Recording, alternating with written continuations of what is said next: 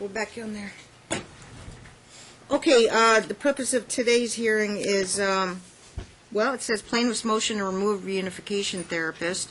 There's a motion to intervene by the paternal grandparents, and there's an opposition and counter motion for make-up visitation filed by the dad. Okay, how do you want to approach this? Do you want to ask questions about Ms. Wilburn's report? Maybe we could have her state on the record the summary and the recommendations. There's a report from November 13, 2017, and then this latest one dated March 10th. Correct. Okay, has there any been progress with reunification? No. Okay, Yeah, and I think there's a few things the court, I don't think Ms. Wilburn's aware of several things going on in this case. she's right on the stand, so if you want to ask her questions, it's not really testimony, but it's for informational purposes only, to assist the Yes. court with whatever temporary rulings I need to make today. First off, that Donna recommended, or Ms. Wilburn recommended, unsupervised visits, but the court said no. Supervised only until Dad gets the alcohol evaluation Talking about the November I was aware of report. that, You have yes. to with Dr. Levy. please reference which report you're referring to, November or March. The new one. No, November. The new one did not recommend that. November stated 4 hours of visitation as a Okay. minimum per week. Sorry, yes. Okay. Now, I don't know if Ms. Wilburn's aware that Mr. Donohue appeared to my office drunk twice. He appeared the last time in court drunk I am not aware. to the court proceedings. I don't know if Ms. Wilburn is aware of the continued financial Can you abuse. tell me the time frames of when you may I allegedly? believe he filed an affidavit on this, Judge. My So is this- paralegal, Beth Meyer, I don't know if it's been filed, but. it's when we were doing Came into Bitcoin. Recently, Very Yes. recently. which is the subject of your motion to remove the reunification therapist? In part, but I also don't know if Ms. Wilburn's aware of the continued financial abuse going on by Mr. Donohue to my client and the children. We have uncovered, $50,000, $60,000 in funds he has hid from my client and from the court, that my client's been living in a homeless shelter and under the good graces of other people because he's saying he doesn't have any money, he's broke, he can't afford the alcohol evaluation, all as a big delay tactic. Were you aware of that? Not per those terms. I was aware that she's living with a friend. Yeah, she's living on her own now. Okay. But Mr. Donohue has hid tens of thousands, close to $100,000 of community monies, and she's been living in a shelter. And it wasn't until we had Mr. Nold on board, who, and I'm hypothesizing here, found out and made the disclosure, because it finally made his financial disclosure form that there was some cryptocurrency. And that he would rather have his kids live in a homeless shelter and off in a room off the good graces of other people than to actually support them by hiding this kind of money.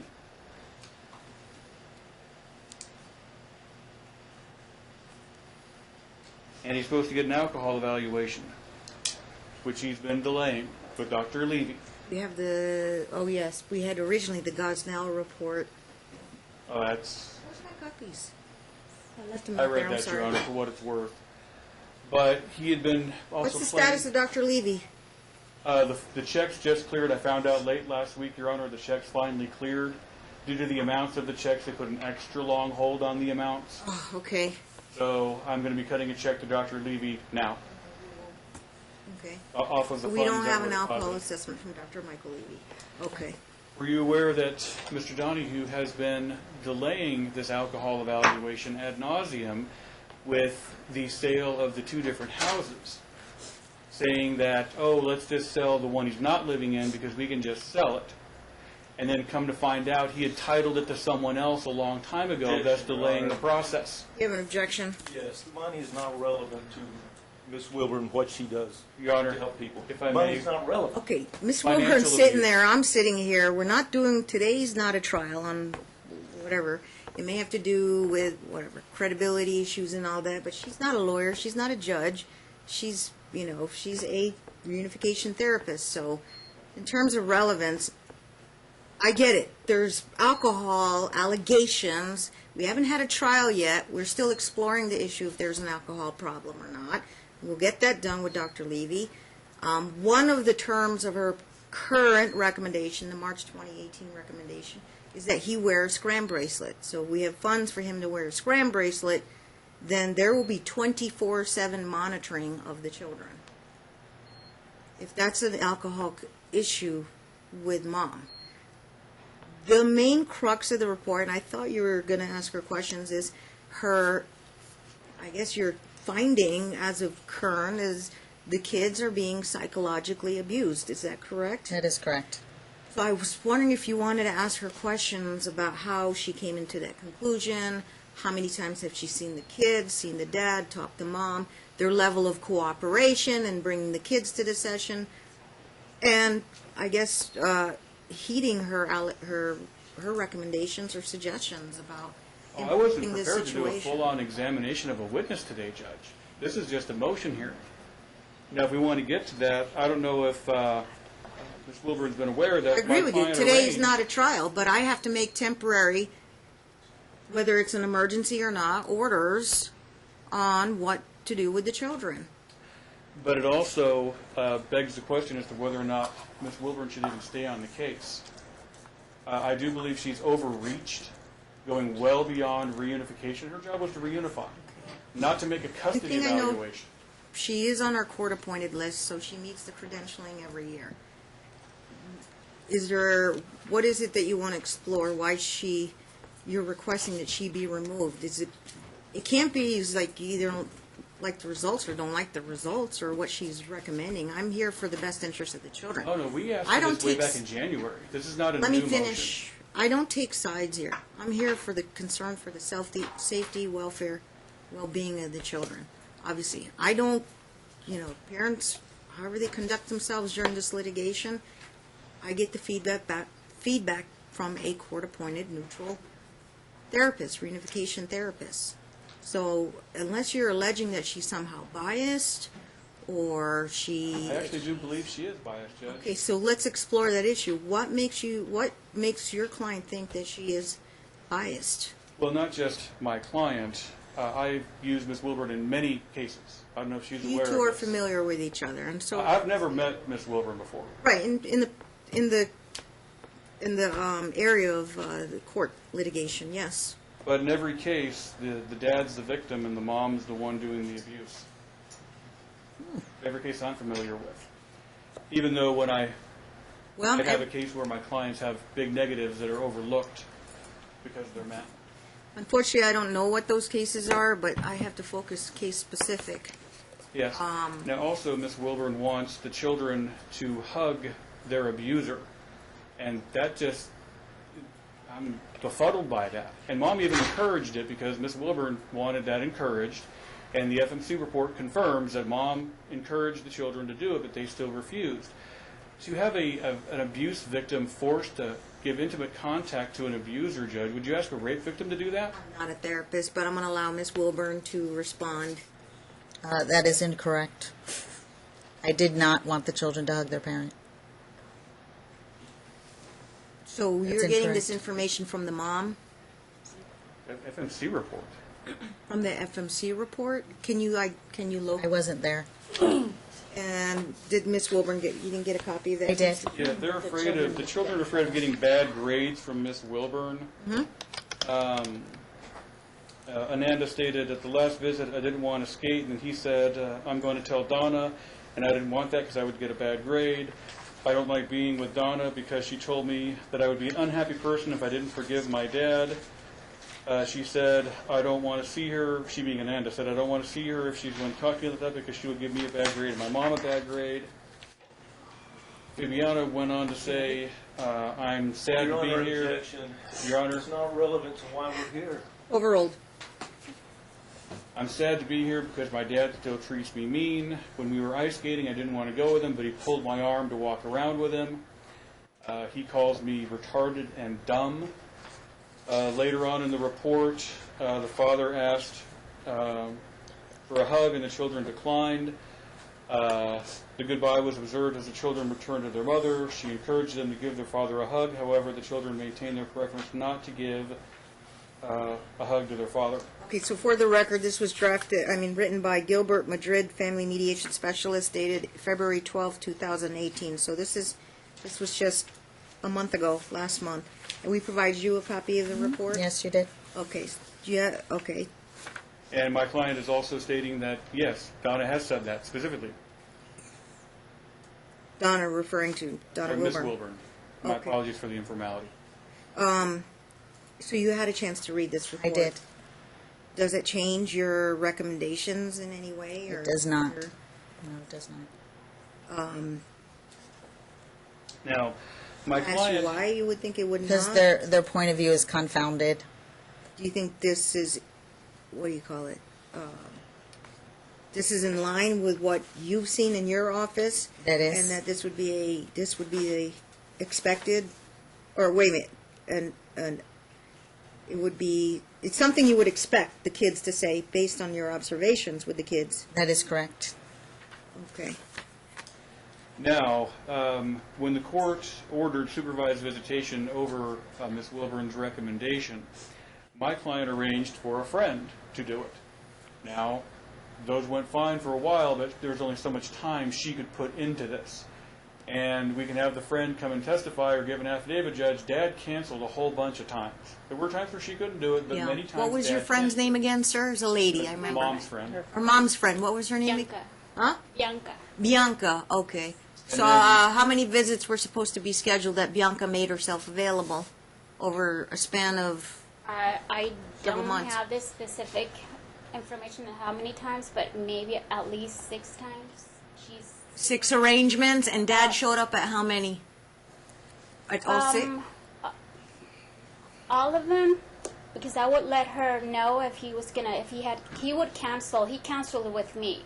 How many twice. times did he? Twice? Okay. No, about 3 times he canceled with me. But he did 6 visits with Yeah, Bianca about supervising. 6 visits. I don't have that, but he would show up. Sometimes he would show up late, and she still, stayed and waited for him to arrive. But he did cancel via text about 3 times. One, because he was sick, and I said, "Well, you please," because when I had to cancel, I informed Miss Wilburn, and she said to me via text, "Please show me proof that you took the kids to the doctor." What I would want to know is the visits did take place. Yes. And how did the visits go? Did Bianca, Bianca, she sent reports to Miss Wilburn. she actually typed up Yeah, reports? Or, yeah.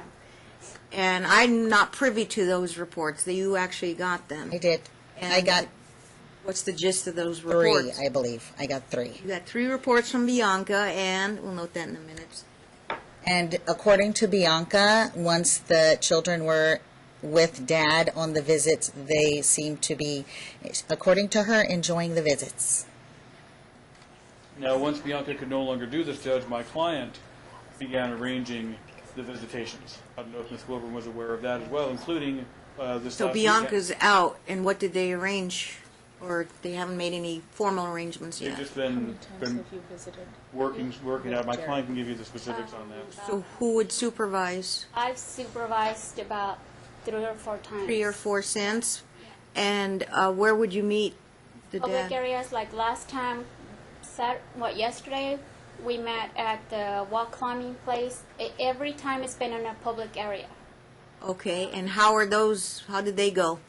Well, it was not very much interaction. I would suggest to him via text, you want to meet at a restaurant. If you want to sit in a booth, I'll sit in the next booth so you can have quality time. You want to go to the circus where you even standing in line, you can talk to them. And he's like, no, let's go skating. Skating, he doesn't skate. And there's this wall, they're skating, and then the skating is done, and then we go about our ways. I'm trying to give him a true unification chance with the kids, and he's avoiding talk time with the kids each time. Okay. All right, what other concerns does the mom have? I am concerned over an email exchange I did have with Ms. Wilburn, where she tried to circumvent the court and have her intern do the alcohol evaluations. It's in my exhibits.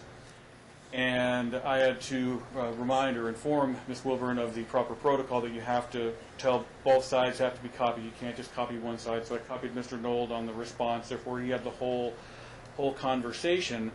But I also informed her that it was improper for her to sidestep the court because Dr. Levy is what was ordered, and she's suggesting this other person that is her intern. Then she responds back, and this is what got me, that she is not associated with this person. It's just someone who shares space down the hall, and she's not her supervisor. So in the first email, it is Ms. Wilburn's intern. In the next one, she's just not associated with her at all. Okay, do you want to provide, I read that in your motion, do you want to provide clarification on that? Yeah, I am her MFT supervisor as a marriage and family therapist. She is also getting a license as a marriage and family therapist. She is a licensed alcohol and drug counselor, and I'm not privy to any of those files or substance abuse assessments or anything like that.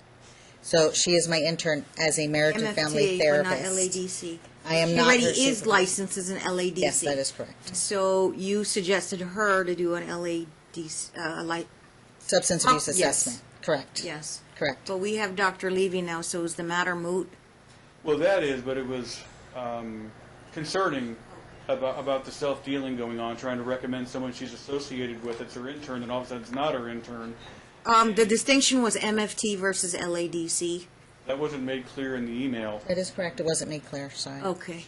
She made her seem at first like she's an Maybe intern. it's moot now. Not. We're going to appoint Dr. Levy, and we've got funds now to. It's good to me. Okay. Yes, but I'm also concerned. Dad's abuse to the kids appears not to be addressed with Miss Wilburn.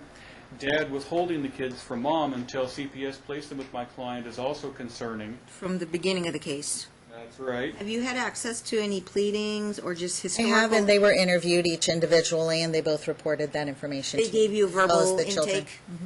So you've had like 1 hour sit-downs with them? So Correct. you're familiar with that? Correct. Okay.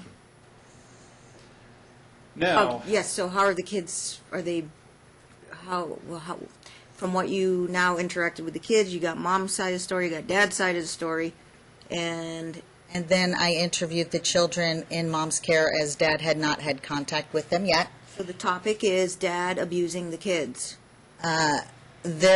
According to the children, there are some reports of alternative discipline methods. like rubbing jalapeno in their eyes. There were 2 different types of stories regarding that, one per the children, one per the dad. Okay. Well, this isn't confidential treatment, so do you have anything? Oh, you Dad don't have- reported one version of that story. The children reported another version of that story. I took notes Some of to do both. with jalapenos? So, in some way. All right. And the context of that was with your mother is wrong or I'm going to rub jalapeno in your eyes. And So is this a credibility issue between dad and the kids and mom? no, but it just goes to show Dad's abuse to the kids, saying either agree with me that your mom's wrong or I'm going to rub jalapenos in your eyes. And then he did. Your impressions, Miss Wilburn? I don't even think that was the story reported by the children, but they're 2 different versions of an event. And given the information that the children have been experiencing and information that mom has directly shared, I believe their point of view of that event is confounded. Okay. Any other topic areas you want to explore? Oh, yes, Judge. I got more information on this. It was actually a pick your punishment for not agreeing with Dad. Hang by your ankles, jalapenos, or be locked in the garage, to be more specific on Aware of that? That was not reported to me by the children or by dad. Okay.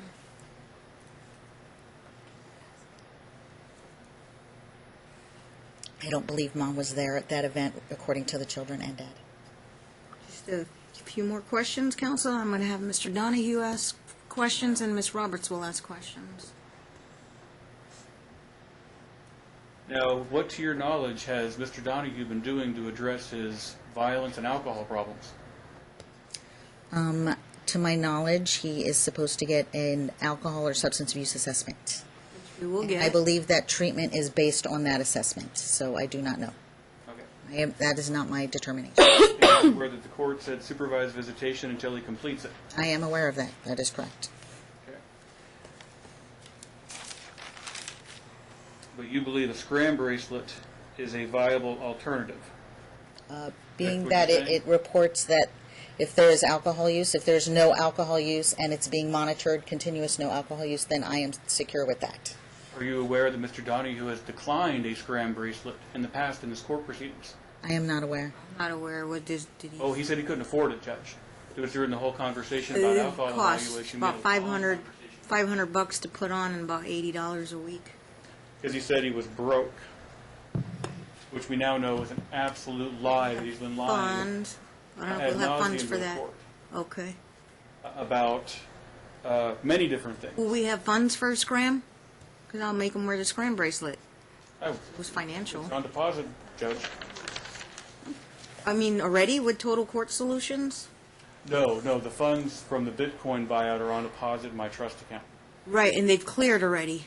They have cleared now, yes. So payment can be directed straight to Total Court Solutions, and you can just get the bracelet on for monitoring, yes. Now that he Could be a finally revealed possibility. it. And then we don't know what else he hasn't revealed, but at least we Right. have this. Your ultimate, well, not ultimate recommendations, but as of present, your recommendations are? That the children be put into dad's care in order to repair their bond with him without being influenced by mom. So I need them to have time with dad without mom's influence for till that bond's repaired, which it would have to be monitored to see how long it's gone from 3 days to like 6 weeks. So I don't know how long it would take for that, but they would have to be removed from the influence in order to repair that bond.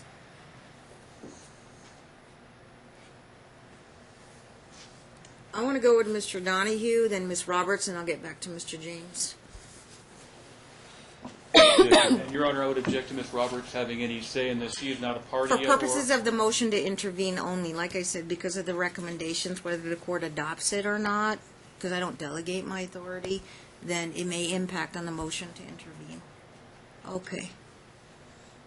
Just a few brief questions, Mr. Donohue. I'll try unless- to keep it brief, Your Honor. Okay.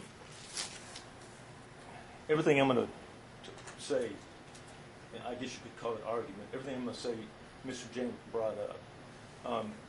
Ms. Wilburn has very limited knowledge about some of the allegations that were just made.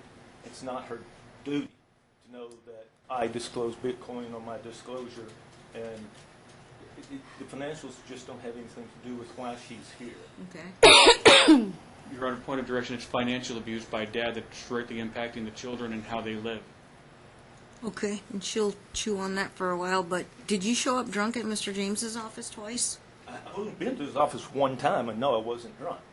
Did he forget the other time, Judge? He was there twice. I was there one time. Yet he came one All day. right, you didn't have one it. version, he has Came one back the next version. day. You have the exact dates. Oh, that's true. You know what? That is my mistake. I went there and they couldn't assist me with why I was there, so they asked me to come back the next day. So he's right. I did go twice. I just forgot about the first one. Okay. But do you deny being under the influence or intoxicated? Yes, I deny it. Yes. Okay. You drove to his office? Yes, I drove to his office. Okay. I've never had a DUI, public intox. I've never gotten in a fight drunk. I've never fallen down and hurt myself, or I've never hurt anybody else. Do I drink? Occasionally, yes. Am I a problem drinker? Not a chance. I don't have a single We're problem. going to get a report back from Dr. Levy on that, so funds are going to be dispersed. He was drunk in court last time, Judge. I was not. Let's leave it this way. I called Dr. Levy's office twice thinking that the plaintiff had finally put the money Prepaid. in for me to do it. Yeah. And Christina said, no, the money hasn't been paid, and Dr. Levy won't see you until the money's paid. But I tried twice to get in. Okay, duly noted. Thank you. He said checks had to be cleared. Well, I don't doubt that. It's just He'll that I be made paid. my effort. he'll be paid today. Okay. I made my effort. That's all I'm Yeah. just trying to say. As far as my relationship with my daughters, it used to be really good until the wife saw the divorce, and then it deteriorated quickly.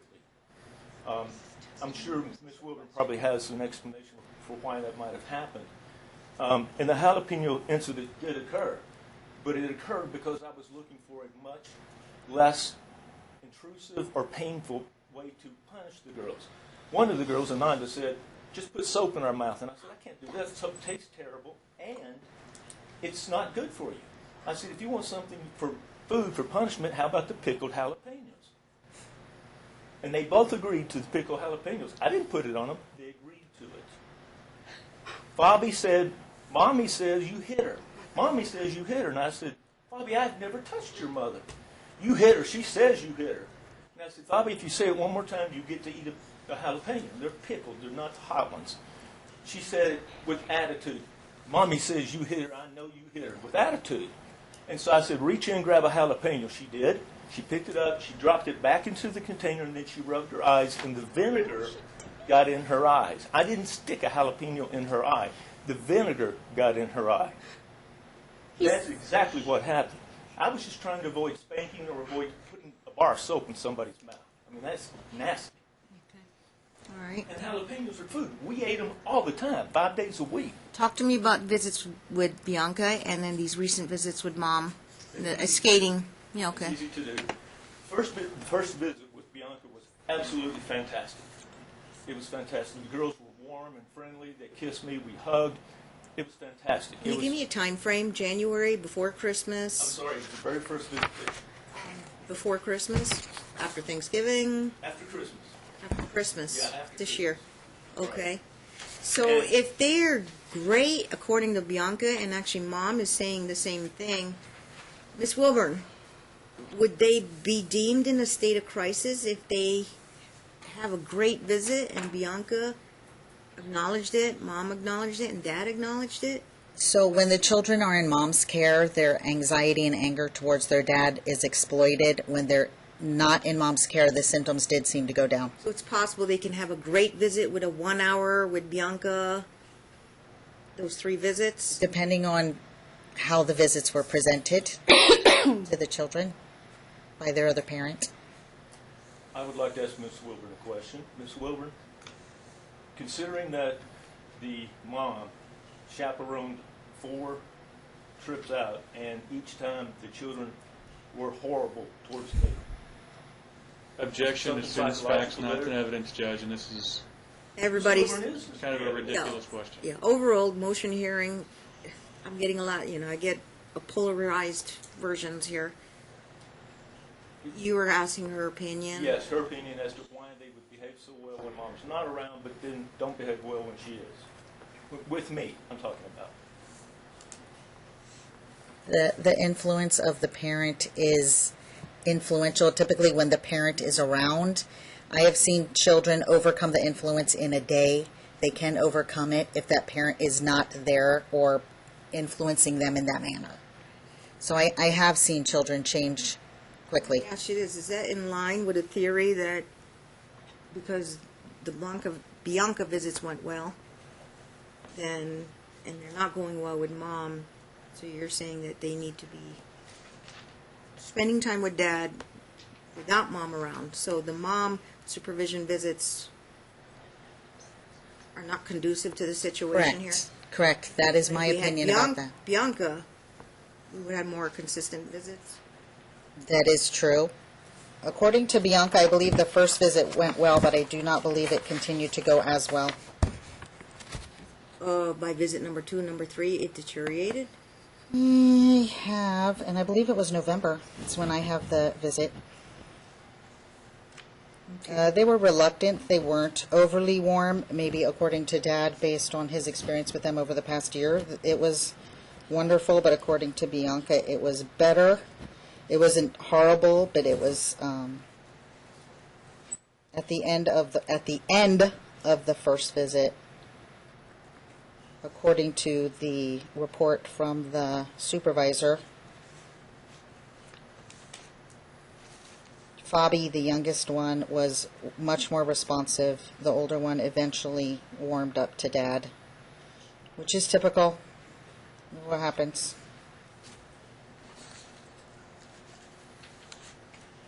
Okay, Mr. Donohue. Any more questions?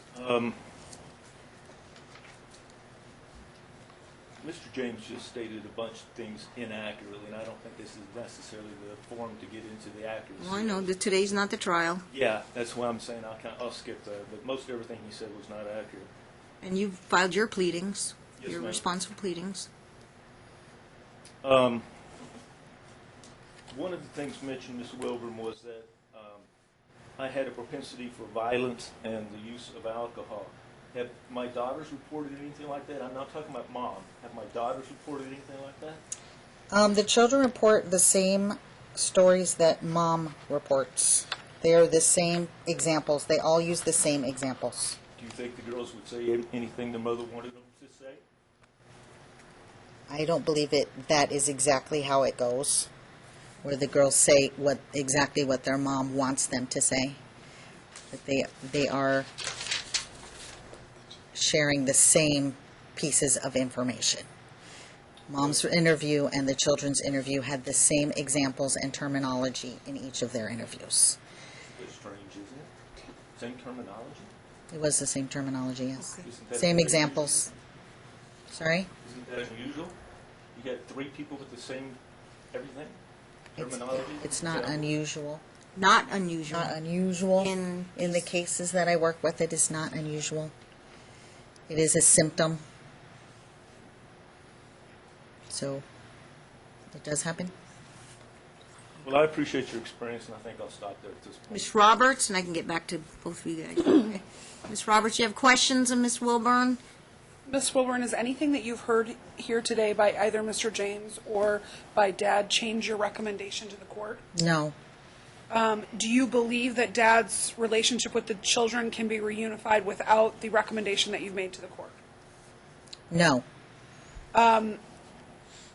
Do you have concerns about placing the children with Dad currently, in that somebody else would need to be there to supervise them, or you think that there are enough precautions in place that he could care for them? I would only feel comfortable if he was being monitored right now.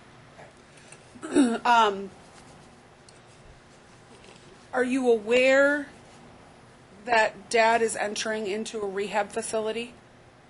No. Okay. Your Honor, he just said he wasn't an alcoholic and didn't need any help. I didn't say I wasn't an alcoholic. I said I wasn't drunk. If Dad entered into a 30-day treatment program inpatient, do you believe it would be appropriate for Mom to maintain custody of the children, or do you believe that it would continue to negatively impact their relationship when Dad got out of treatment? I believe that the children in Mom's care, that Dad going into treatment would that there would be more evidence for why the children cannot be in his care. I worry about the information that would be shared with them based on the information that has been shared with them, and there has been no change in that.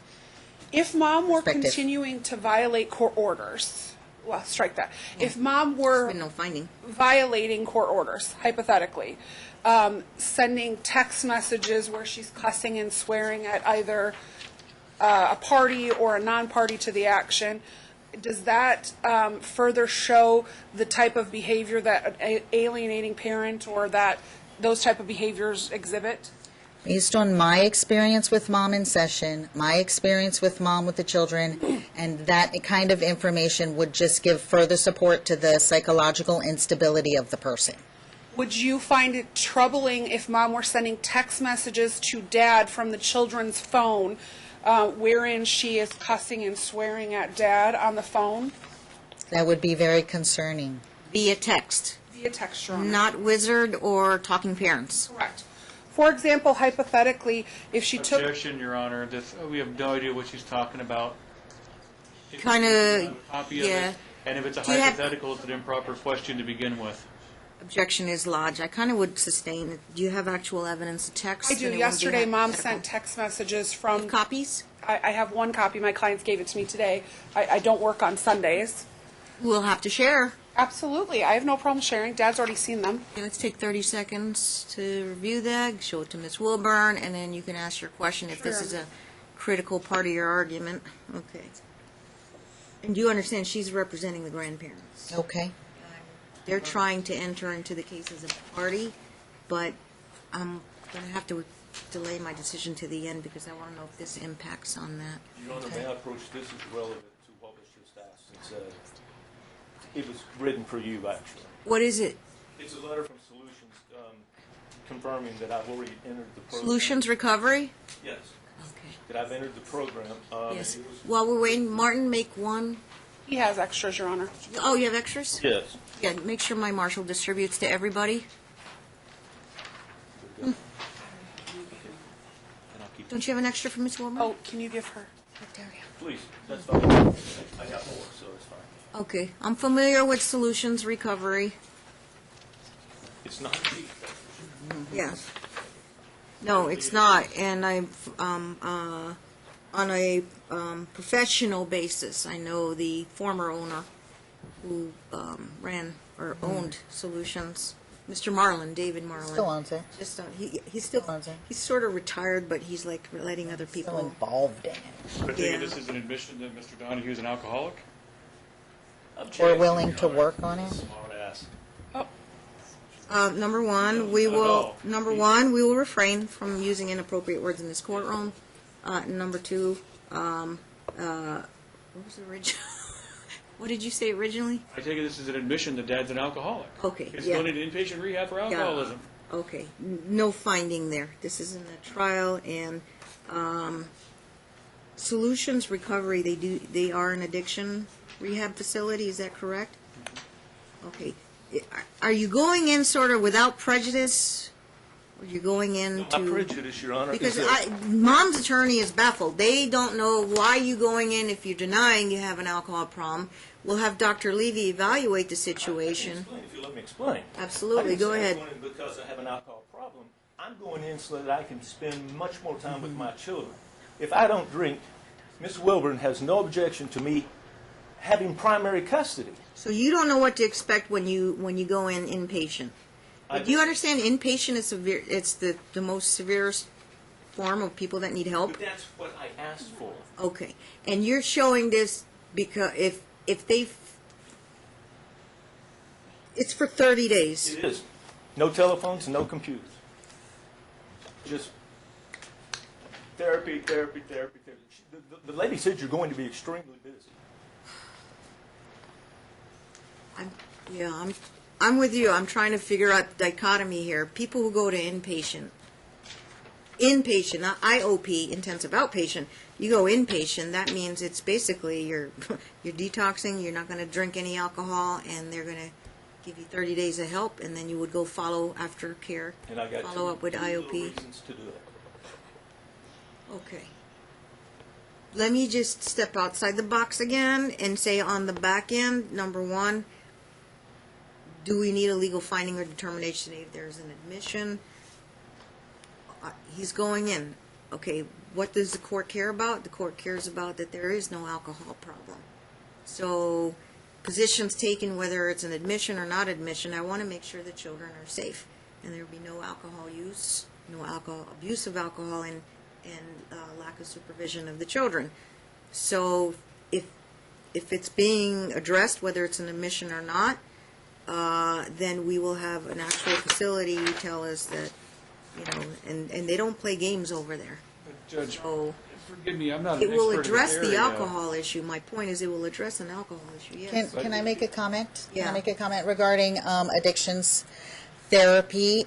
Many times people go into an addiction program without that awareness, and as part of the program, they develop an denial. awareness of if there is an addiction or not an addiction or whatever that is. That's part of the recovery process. I don't know if they do So, or they are, there aren't. you may have a different answer at the end. I don't know. That's from a Saying. therapist perspective there. Correct. Don't you Gotcha. have to admit that there's a problem before That you is can not get true. help? You do not have to admit that you're an alcoholic when going into a program. Typically, it's the people around you or some That other wasn't reason. My question. My question was before you can actually be helped, you have to admit there's a problem. Well, No. No. To admit there's a problem, is that what you're saying? Because if no one ever said Not you- not necessarily, sir. now, I have to say, an Solutions, I think, addictions is a process. 12-step program. Do you know 12-step program? What's the first step? admission. And he hasn't made step one yet, so I don't know. Oh, I thought it was make amends. No. Explain the end. One is admission. Okay. It's on there. Well, you're the town Admit guy. you're powerless, I believe, Oh. is one. That's a 12-step program. Yeah. Okay, but for legal purposes, it's not a trial today. It's just something the court can, again, put all this together. But all I know is it's not a bad thing, it's not a harmful thing, and it addresses a certain issue that is a major concern of Mom, Well, I have whether no there's an objection to admission it, or Judge. not. I'm sorry? I have no objection to him entering any rehab. I'm just curious as to going to such a drastic measure, not admitting you have a problem. Now, I want to note for Ms. Wilburn. Kind of taking the bull by the horns, but I don't know what to, kind of make of it, but I know it's not a bad thing. Okay, to have that. Now, you're aware that, Ms. Wilburn, that Mr. Donohue's bold-faced lied to the court by not disclosing the Bitcoin money in the beginning. Your Honor, She's not a party to this, Judge. I understand that, but we were in the middle of my question. I apologize, I I thought she was apologize. done. No. I need- no. By all means. I All need right. the paperwork We'll back. save from- that one, we'll save that one. Now, we do have this. My client says this is an exchange between them, but Oh, it yes, doesn't let's get show- to the text messages. But it I don't have a doesn't- copy before me, but you read it? But it doesn't show the exchange. I'm sorry, you gotta show it to Miss Wilburn. Okay, but it doesn't show the exchange that happened. Okay, let her look before at it first. all I of haven't even this, looked at it. Where it's the dad talking to Ananda before Mom took the This phone. is between Dad and Ananda? This is on Ananda's phone. My client made a copy of it, so if the court wants to know what was on it beforehand, my client read it, and she could So tell you what's on it. this She took is on screenshots or Amanda's pictures of it? phone. Yes, but it's another. This information is on the child's phone. Yes, Okay. and Mom is the one Mom is texting as Ananda, and Dad is responding as himself. This is on the child's phone. It is. But Mom's talking. Look at it. Let's see. And she identifies herself as, Oh, this is not Nandy's nor Fabi. This is their mommy. And the BS you've been texting our children. You just don't change. No wonder they go to sleep crying often despite all the S you put them through. Not BS, this is Dad, not BS, just my truth, just because you can have your buddy Donna Wilburn try to rescue your narcissistic ASS, but if I must fight her too in court to protect our children, I will. Not my buddy, only talk to her once. Okay, I'm not going to repeat this. It's on the child's phone. It's on the child's phone, and the phone, assuming was The child was communicating with Dad on the phone, and Mom found out. Mom then Grandma, took Dad- the phone from, that's what my client's representing. Grandma, Grandpa were visiting with the kids. No, they're with Dad. and she took the phone from the child after this and has not given it back. That's not true. Got a text yesterday. These messages happened on, When did the message go? I got one yesterday. not dated. Show it. I'm on my phone. No, because this would be extremely disturbing if Mom used the child's phone to text and then gave the phone back to the kid to Well, let the Dad kid can see go in it. the hallway and get the phone. The I'll go friend get the has the phone. phone in the hallway. Permission? I assume you have it. Okay. I assume you have it. She texted you on Ananda's phone when Ananda was in her care. Yes. Very And we don't hostile, know if angry. Mom gave the phone back to Ananda. I don't think she ever gave it back.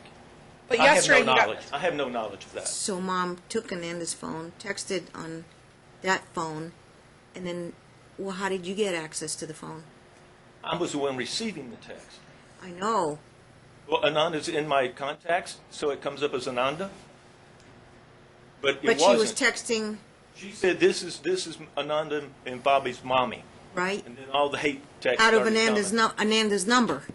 correct. It's in my contacts. Which we need to So know. she's what was using the texted first. daughter's phone to text, and then she gives the phone back to her daughter, the That I daughter. have no knowledge of No, because she's the got it. text kept coming from mommy. Did you get a text yesterday, though? Let's just ask Mom. Yes, Honor. Sorry? I didn't know Ananda was texting her dad, reprimanding him, calling him a liar. You did this to Mommy, you did this to us.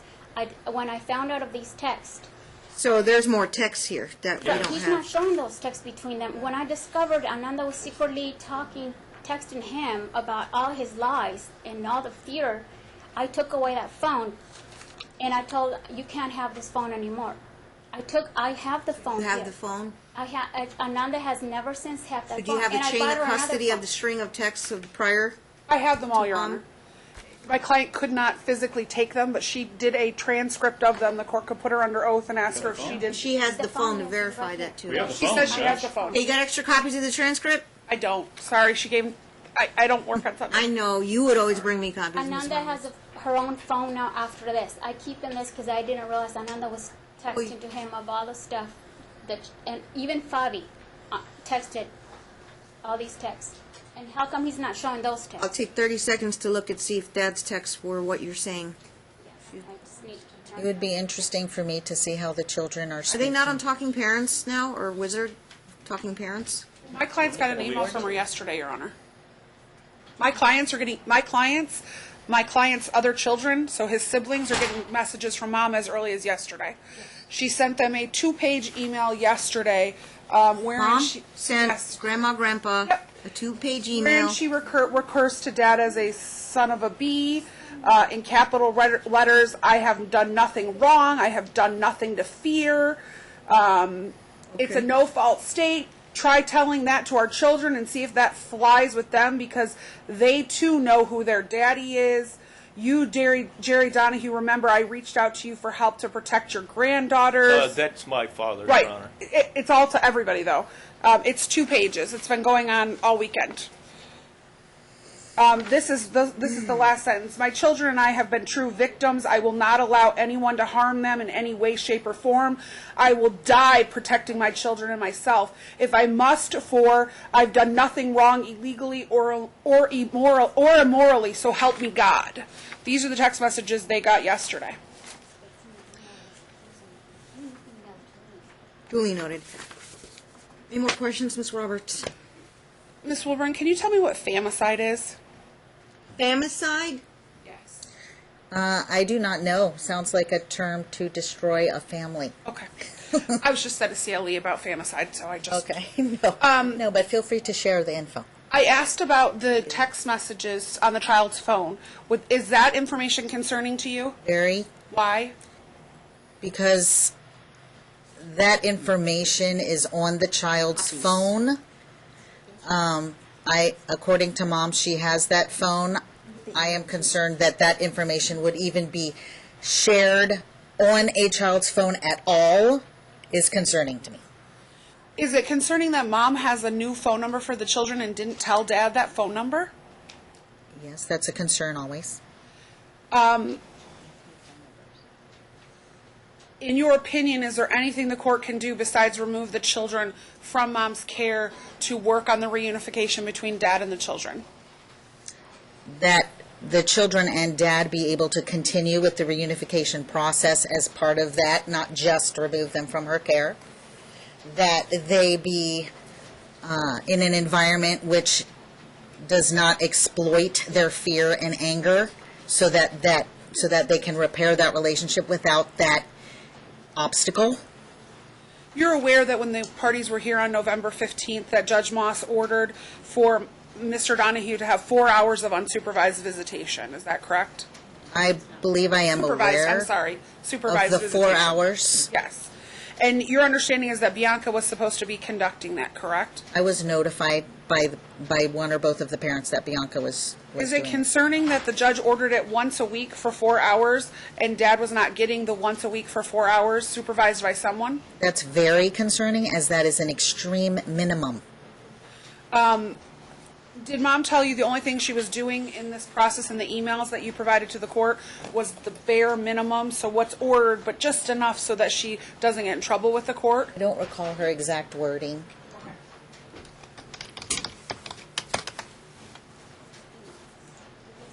Can I say I have a concern regarding the email that you just read? Yes. There's more. We're making copies. Hasn't been authenticated yet, Judge.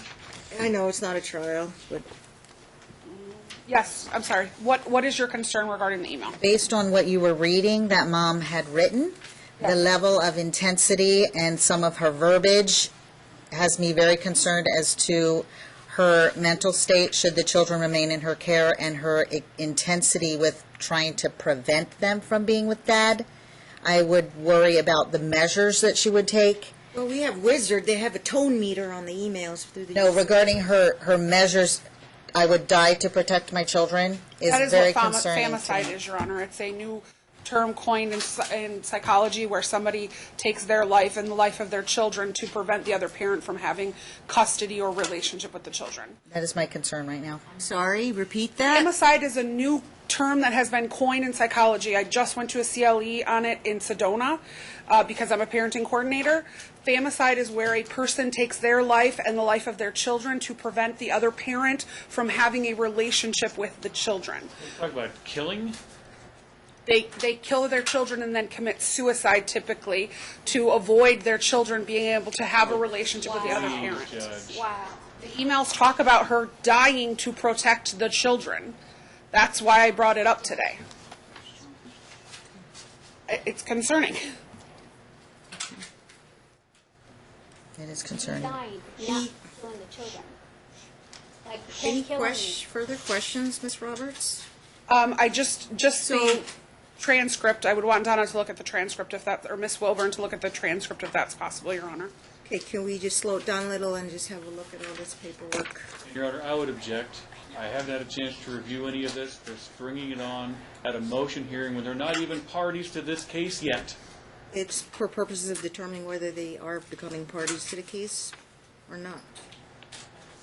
Yes. But I'm having due process concerns with having to defend against stuff being thrown out of this hearing. Very good, then we won't consider it. We'll just make copies. You can take it home. We won't rely on it. We could take their verbal on this, on a motion hearing, and that would certainly expedite the hearing. So, at this point, we'll do any follow-up, as long as we're not redundant. But we'll go back to Mr. James. I think you were saying something about Bitcoin. Yeah, I want to go into Dad's credibility and how that weighs in. He lied about finances, about not having any money. We've discussed this in court. This is nothing new to the court, where he's basically committed financial abuse to mom and kids by forcing them to live in a homeless shelter and in the good graces of other people. All the while, he has plenty of money to which he has to, under Nevada law, support his spouse and the kids. So you Lied were about it. questioning about Dad's conduct. Yes. That, how Ms. Wilburn's supposed to perceive that. Yes. Okay. So his credibility is very much in question. I would say it's gone. But about the lies. Have you experienced that in other cases? Parents, there's no such thing as a perfect parent, obviously. So now But, knowing this have you seen information, where both sides are, have issues? knowing this information about the lies and the continued financial abuse. Does that change your recommendations? Now, do you believe everything Dad has told you now? I don't believe anything either parent has told me. I don't believe everything that parents tell me. I go by their behavior and the children's relationship with them. That's my primary concern, is the children's relationship with their parent. So, Even if one of them is lying? they could both be lying. I don't know. My client's credibility is not at issue, but the other side's is. I am very experienced in relationships and how parties can have different points of view about things. Points of view, I have no money versus he has $60,000 in the bank and is hiding it and making the kids live in a homeless shelter. Does that concern you at all? It's a misstatement of the facts, Your Honor. It's It's an accurate representation of the facts. not to me. It's not overly relevant to my role with the relationship with the children and Dad. That's So my that's not- relationship. That's my role. You would consider that abuse? Okay. Forcing the kids I to don't live have in all the such- details of that. So the topic is financial abuse, forcing the kids to live in a homeless shelter, and Dad's conduct and credibility. And are you aware that the first thing he filed in this case, the very first thing, was to protect his money? That wasn't me, that was They've Attorney Phillips. That was his attorney acting. That this case went on for many months. Hard to ask her that when she has not seen any of the pleadings in the But the matter. court knows I'm accurately representing this. We've discussed this before at I time don't know. and I time have again in these hearings. 2,000 He active filed cases. first. Do you have an actual reference to the motion, counsel? If you're going to make that representation? It's, I mean, this is, it's not your typical simple case. the complaint for divorce was filed on January 13th, 2017. And Dad's first thing that he filed Okay. was on June 9th of 2017, a motion to set aside Liz Pendens to protect his money. And he filed nothing about the kids for months Duly noted. after that. Does that have any concern for you that while all this is going on, while Mom's in the homeless shelter, Dad, an attorney himself, having an attorney, actually 3 attorneys working for him at that time, doesn't file to even see the kids? I don't know how legal proceedings, who files what motion is first or whatever. Duly That is noted. not, Does it concern I you don't didn't ask understand, the I don't know kids? the background, what lawyer said what, or, Okay. it does not affect my decision and my interpretation of the children and their dynamics with their parents and their Could you their mental conceive the state. possibility that Dad did this to make his kids go live in a homeless shelter? I can't assign intention. I don't Anybody- know if that would be someone's The kids come- intention to do that. I don't think so. To make them go live in a homeless shelter, I don't know.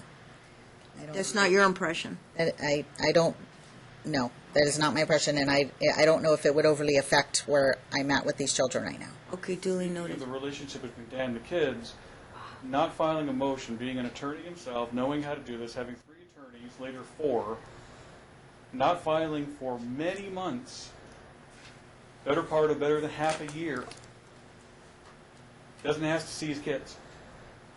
I have many cases like this, sir, and I can't How tell many you. have you handled?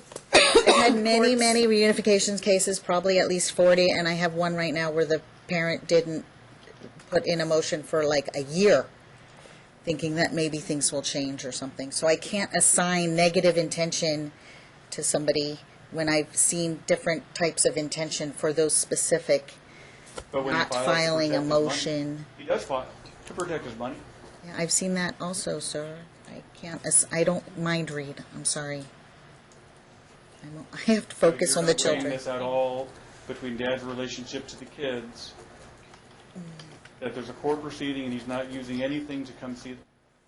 No, I'm basing my interpretation on his relationship with the children based on what I see and how he relates to the children, how the children relate to him, how the parents relate to each other, how the children, what their mental state is, what their perspective is, what their verbiage is in session. I listed the symptoms they are presenting with in the most recent report. And are That's you what I'm concerned at basing all on. that Dad kept the kids from Mom? Because Mom first moved out and went to the shelter herself. Then CPS placed the kids with her. But Dad wouldn't allow visitation. Are you concerned about that I kind did of hear behavior? that, and if I was in the case at that time, I'm sure I would have attended to that. I don't know all the factors involved with that, I wasn't there, so I can't say. And I don't know if you're aware that my client is in therapy with Dr. Bergquist? Bergquist. Great, that's great. You're familiar with Kathleen Berquist? Yes, I am. She's on the court-appointed list. Great. Yes, how long has Mom been in therapy? She just started. And Circumstances in this case, Your Honor, being able to afford it, now you, yeah. work, moving, childcare, school for the kids, all this stuff, car issues that were just handled with the money that we finally got from Dad to repair the car. She is now able to get into therapy. And also there were Yes, insurance so issues. how many sessions has she attended with Dr. Bergquist? Just one, Your Honor, so far. And I when have was that? another- I'm sorry? And when was that? Saturday. Last Saturday? This past Saturday in the morning. Okay, and your plan is to see her weekly, Uh, every Saturday? I have my second appointment is within 2 weeks. Probably you're going to go every 2 weeks. Yeah, that was the closest she was able to get me in. And I also have the children in therapy. Okay, because this is Mom's individual therapist. Okay. I don't know how you lawyers want to deal with this, but is Bergquist going to get a copy of any of these confidential reports so she can kind of see the bigger picture? I'll leave that up to Dr. Bergquist to recommend them, Judge. not gonna go there with it just yet. She should do what she does. I'm not gonna give her anything unless the court okays it. Right. I think it's typical practice, like, when we finally do, like, one of those 50-page outsource evaluations, and then they end up being ordered to go to therapy, then you gotta forward the report to the therapist so they can get an idea of the whole history of the case. So, But this is Let for me her hold on edification, that. not for court purposes. no, it's for treatment purposes, correct, but, some of them may wanna see the reports. I don't know, let me hold on that. I've got a list here. All right, anything else, Mr. James? I'm just kinda going down the line here. I'd just like to note that consistent stories that the kids are saying, especially considering what happened in this case, consistency can Not also the form be of a truth, question, Your Honor. It's a statement to the court, if I can, without interruption, Judge. Unless did you have an objection? Objection, it's not in the form of a question, and our witness is on the stand. It's a statement to the court. I've sort of been, everybody here is making statements. But I'll let you wrap it up, then I'll get to Mr. Donohue, and he can make statements, and then Ms. Yeah. Roberts will wrap it up, and then she will argue her motion to intervene, which you said you're all prepared to oppose. Not really, but, Your Honor, consistency, Well, there's a lot of information we took today. The purpose of the hearing was really about Donna Wilburn. And then I really just got wind of the motion to intervene on Thursday. And so just for efficiency purposes, everybody got served with the one judicial day. Okay. consistency equals Yeah. truth. All the time here, you get people with inconsistent stories that say one thing, and then actually something else is happening, which is what we've experienced with Mr. Donohue, that we get these revelations come out in court because he can't keep a story straight. If you're saying the same things, now we're trying to say that that means it's not really happening. I find that very difficult to believe, because now if you say something inconsistent, it's wrong, and if you say something consistent, it's wrong. But the children and mom are saying the same things because that's what happened. We noted. Okay. Mr. Donohue? Thank you, Your Honor. Just Just for the briefly. record, Mr. James misstated all the facts, but I will address this to, is it Dr. Wilburn? No. Ms. Wilburn, sorry. Ms. Wilburn, if on October 28th, 2016, Mom leaves home and leaves the girls with Dad for 8 weeks, but during that 8 weeks, they had visitation. Mom kept the kids all day, but she brought them back to evil, bad Dad. Now, why would she bring them back? But she did. Do you see a psychological implication as far as my relationship, her relationship, and the kids' relationship? Objection, compound, speculation, leading, foundation, What's wrong with leading? It's Let's- emotion. Compound, let's break it friendly down. witness. You can't lead a friendly witness. Foundation, what time period? I think I heard this. I'm not going to put words. Speculation. I can give you the dates. I'm not making a mistake. She left the house on October 28th. Can you shorten your question, maybe, to one topic? And also assumes facts not in evidence. Okay, duly noted. Do you believe that Dad is a dangerous or bad dad if Mom repeatedly goes off and leaves the babies with Dad? Time period, that's the Incomplete. foundation. Incomplete hypothetical. I'm sorry? October 28th to December 12th. Last year. 2016. And she Last year. right, and she had 2 visitations, and each time she brought the kids back So home. this is like the months leading up to the divorce being filed in January. Right. When she was in a shelter and not having a place for the kids at that time. Okay. I didn't put her in the shelter. I didn't kick her out of the I know, house. we don't got all afternoon, but I guess I would ask you, was that part of your intake, your history? Are you aware of this? I am aware of this. Okay, so you got a little intake history from them. They were given So- free reign to share their point of view for a good And you hour. spend at least an hour with them, right? That is correct. So you're familiar with that, and so he's asking you in that context, based on what you heard from Mom, what you heard from Dad,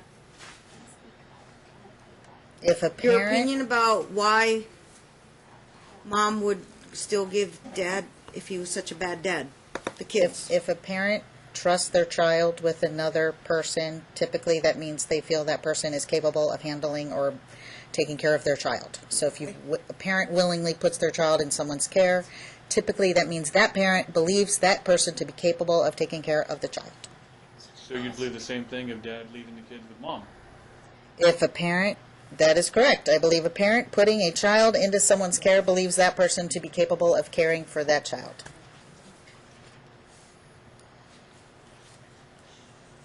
A therapist may have a different opinion.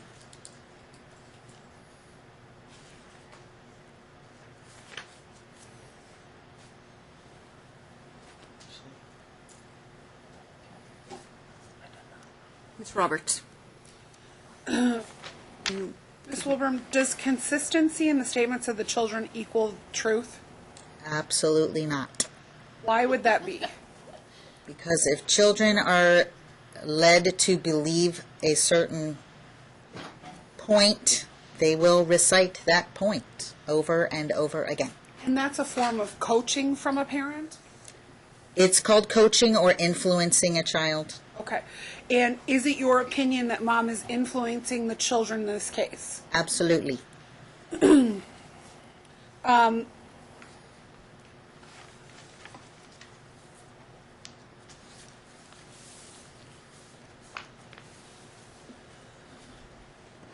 you believe that even if if you took everything that Mr. James said as truthful about dad's hiding of money, and I'm not involved in that, just so we're clear, but hiding of money and lying, even if you take all of that as true, does that mean that dad should not reunify with his children? No. Do you believe that reunification requires cooperation of both parents? I do. Do you believe that mom is cooperating this reunification process? I do not. Do you believe that mom is putting up roadblocks in this reunification process? I absolutely believe that she is creating obstacles to reunification, yes. I have no further questions, Your Honor. Want to argue your motion to intervene, please? Yes, do you want me to do it right now? You're fine. You're fine. Okay. Your Honor, my clients are the paternal grandparents of the minor children at issue. Prior to the commencement of the litigation, they had a good and loving relationship with the children to the point that they were actually, you ordered them at one point to be supervisors for the first visit between dad and the children, and they did that visit. How was that visit? It actually went very poorly. You ordered mom not to be the person to do the drop-off and exchange. Mom showed up at the drop-off and exchange downstairs. My understanding from my clients is that your marshal, and he's shaking his head yes, had to actually separate mom from the children in order her to leave the building so that dad could do his visit with the children. Dad was not there. You ordered dad not to comply. Dad stayed at the McDonald's, and then grandpa and grandma went to pick up the children with dad at the McDonald's. This has been an ongoing and persistent problem in the opinion of my clients as it relates to compliance with the orders by mom, and candidly by dad as well. So our position, Your Honor, and the only one that we can take, is that it would be detrimental to the minor children for them to remain in the care of their parents. As a result, we're asking this court to allow us to intervene and on a temporary basis issue an order that it would be in their best interest for someone other than a parent to exercise custody and control of the children. We allege, Your Honor, that dad's entering into rehab makes him impractical at this point to exercise custody and control because he's going in for 30 consecutive days. And we believe that it is not in the children's best interest for the children to be alone with him at the present time because of how polarized they are in their relationship with their father. Therefore, we do not believe it is safe for the children or dad to be in that situation because we believe that they need the expertise of someone to reunify them in their relationship, which is what we'd ask the court to do, is continue to use Donna. We believe if the court were to go over the best interest factors as it relates to this issue, and the court would find that it's detrimental. These children are not of a sufficient age and capacity to state a preference as to custody. These children are so enmeshed with mom that these children are mimicking all of mom's statements, to the point that they are disassociating what is actually reality versus what is going on. We also believe that there is a history in this case that shows that mom is not the parent most likely to allow frequent association and continuing relationship. In November, Your Honor, you ordered that dad would have at least 4 hours unsupervised, 1 time per week. Mom said to you, I have a supervisor, and she proposed Bianca, who was supposed to be made available so Dad could see the children 1 time for 4 hours per week. That happened for maybe 3 visits, according to the motions that I've read by Dad's prior counsel, Joel Note, in my communication with Dad. Then Mom intervened in the situation, and I believe that the reason Mom is intervening is because she is not invested in this reunification process. She is absolutely not invested. So when it comes to association, we don't believe that Mom's going to allow that to continue, and we believe that Grandpa and Grandma are in a better position to ensure that both parents have custody and visitation rights of the children than either parent at the present time. My clients have actually stepped in at times in the past and assisted with the visitation rights between Mom and Dad when they were going through the divorce previously in 2011 and 12 when you were the judge, as well as most recently in 2016. They facilitated that and followed the court order.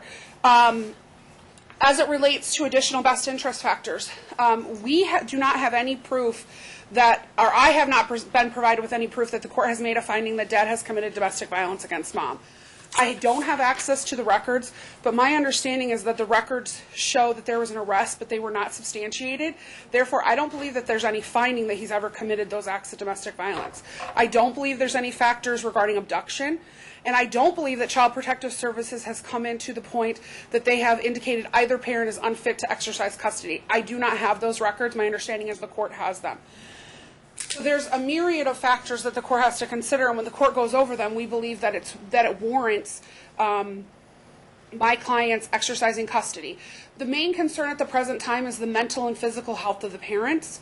At present, based upon Dad's treatment, we do not believe he's mentally and physically healthy, and we believe, based upon Ms. Wilburn's statements, Mom is not mentally and physically healthy. The relationship between Dad and the children is deteriorating to such an extent that there is an ongoing and persistent violation of court orders by Mom, and we believe that's impacting the overall reunification process. And we believe that if the court were to allow us, that with Ms. Wilburn's help, we could work together to reunify Dad with the children and then reintroduce Mom to the point that both parents could have a relationship, which is the goal in the state of Nevada. As it stands right now, we are concerned if you allow Mom to pick up the children today, that Mom will engage in famicide. We are very concerned about that based upon the communication that she has sent. My client has a history in psychology and sociology. Mom's statements to her are extremely concerning about taking her own life, about how she perceives the relationship with the children, and it's extremely, extremely concerning. To the point that we are concerned if the court allows her to pick up those children today, you will have a suggestion of death on the record tomorrow. Judge, that is a major concern. None of this was argued in their motion. Yeah. And I'll again, let her I'm finish being ambushed You with all this can information. respond, counsel, in your opposition. And just so the court's aware, the law says that I cannot argue this in the motion. It says the only thing... it says she can't argue in the petition, not the motion. The motion she can, the petition can. And by the way, that's one of my objections is it's completely procedurally improper the way that they went about this whole thing. You have to file a separate petition under the statute and then either intervene or consolidate. Yeah, I was checking the rules on in this that. case. The law does not say in the section that it has to be a separate action. It allows us under NRS 12.130 to file a motion to intervene, and we gave you all of the law in the motion that we filed. 12.130 says that before trial, any person may intervene in an action or proceeding who has an interest in the matter in the success of either party or against the interest of both. The intervention takes place when a third party is permitted to become a party to the action by demanding anything adverse to both the plaintiff and defendant. That's the position we're taking. We are adverse to both plaintiff and defendant. We are asking for custody from both of them. We are not taking a position as it relates to either of them. We do not believe either of them should have custody of the children. You then look at NRCP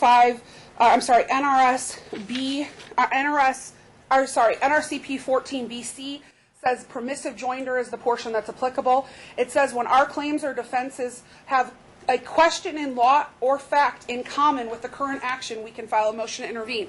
That's the exact issue. You are deciding custody, and therefore we have exact issues of fact and law in common.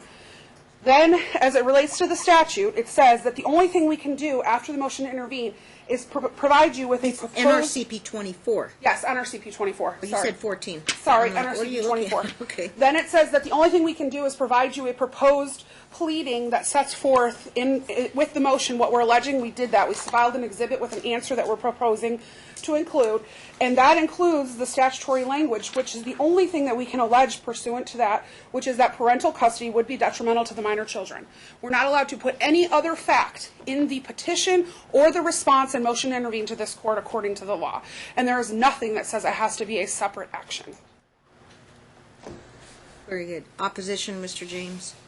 Yes, Judge, I will Mr. go again. Donohue will It is argue. procedurally Unless improper doesn't oppose. what they are doing. You file a petition, and the petition can only state that conduct or custody by the parents would be detrimental to the child or children. Then when you file a motion, you state your case. Due process of law demands that. Not to come into court and then ambush and plead ignorance as to what the law actually is. Do you actually know the statute or the court rule? No, the statute says, I mean, we don't disagree as to what the statute says. 12.130. No, not the intervention statute. It's 125C004. Okay. Go ahead. The relief under which they're seeking. The petition does that, which is kind of like a complaint. Okay. Then you file a motion for what it is you want to do to actually get a hearing date with the court. There you state your case. I have done more than half a dozen, less than a dozen of these actions, Judge. Very simple. You file the petition, and you file a motion. Very easy, because otherwise, how does anyone have due process to know what's going to be argued? Now, what they are arguing by their exhibits is they want party status inside the divorce, which is also improper. They filed an answer to the complaint for divorce, and then a counterclaim within. Why are they answering the divorce as far as assets, debts, alimony? I can kind of see custody, but that's kind of taken care of by a separate petition, which, by the way, really wasn't filed. So again, we're procedurally improperly here today. Now, the statute on the joinder, or the rule, says it has to be a timely motion. This case has been going on for more than a year. Grandparents showed up at one of the hearings, and they were given supervised visitation. Or they were the supervisors for Dad's visitation. So they've known what's been going on since very early in the case by actually being here in court. And now they're just now filing this? Very, very untimely. Now, they're taking inconsistent positions. They're saying that Dad shouldn't be around these kids because he's so much of a danger to these kids, as is my client, so they say, that the court should not let either one of them see the kids or have custody or control of the kids, but give them to the grandparents, which, by the way, technically the grandpa is not really the grandpa, he's the step-grandpa, just so the court's clear as to what this is. However, 2 nights ago, for all intents and purposes, the grandfather dropped off Mr. Donohue for visitation at the Red Rock Climbing Center. Left him. He was there for a little bit of it. He left. Left Mr. Donohue, Ms. Donohue with kids. Completely unsupervised by anyone. So here they are telling the court that these two people are so detrimental to these children that the court should take away their fundamental rights under Stanley versus Illinois and give them to them. That they are perfectly happy just dropping off their son visit kids. Not even so concerned, even though they were welcome to stick around for the visitation. And then my client, when it came time to leave, grandfather took off.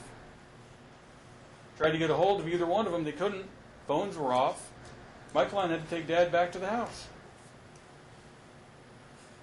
But they're holding these inconsistent positions. Now, if this were 6-8 months ago... Mom drove Dad back to his own house? Yes. The grandpa dropped him off. At Dad's request.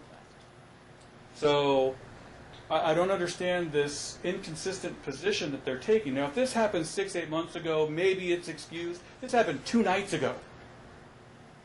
The Saturday night before the emergency hearing, that this is such an emergency, they had to get an order shortening time.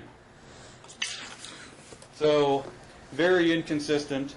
The grandmother has also physically accosted the children. It's my understanding from my client that the grandmother, when Mr. Donohue was a child, that CPS took the kids away from her with Jerry. Twice. From whom? From grandmother? Yep. Did I order prior CPS records? Oh, this is going to be back when Mr. Donohue was a child, Your Honor. This was not... Oh, this involved, when he was on. Yes.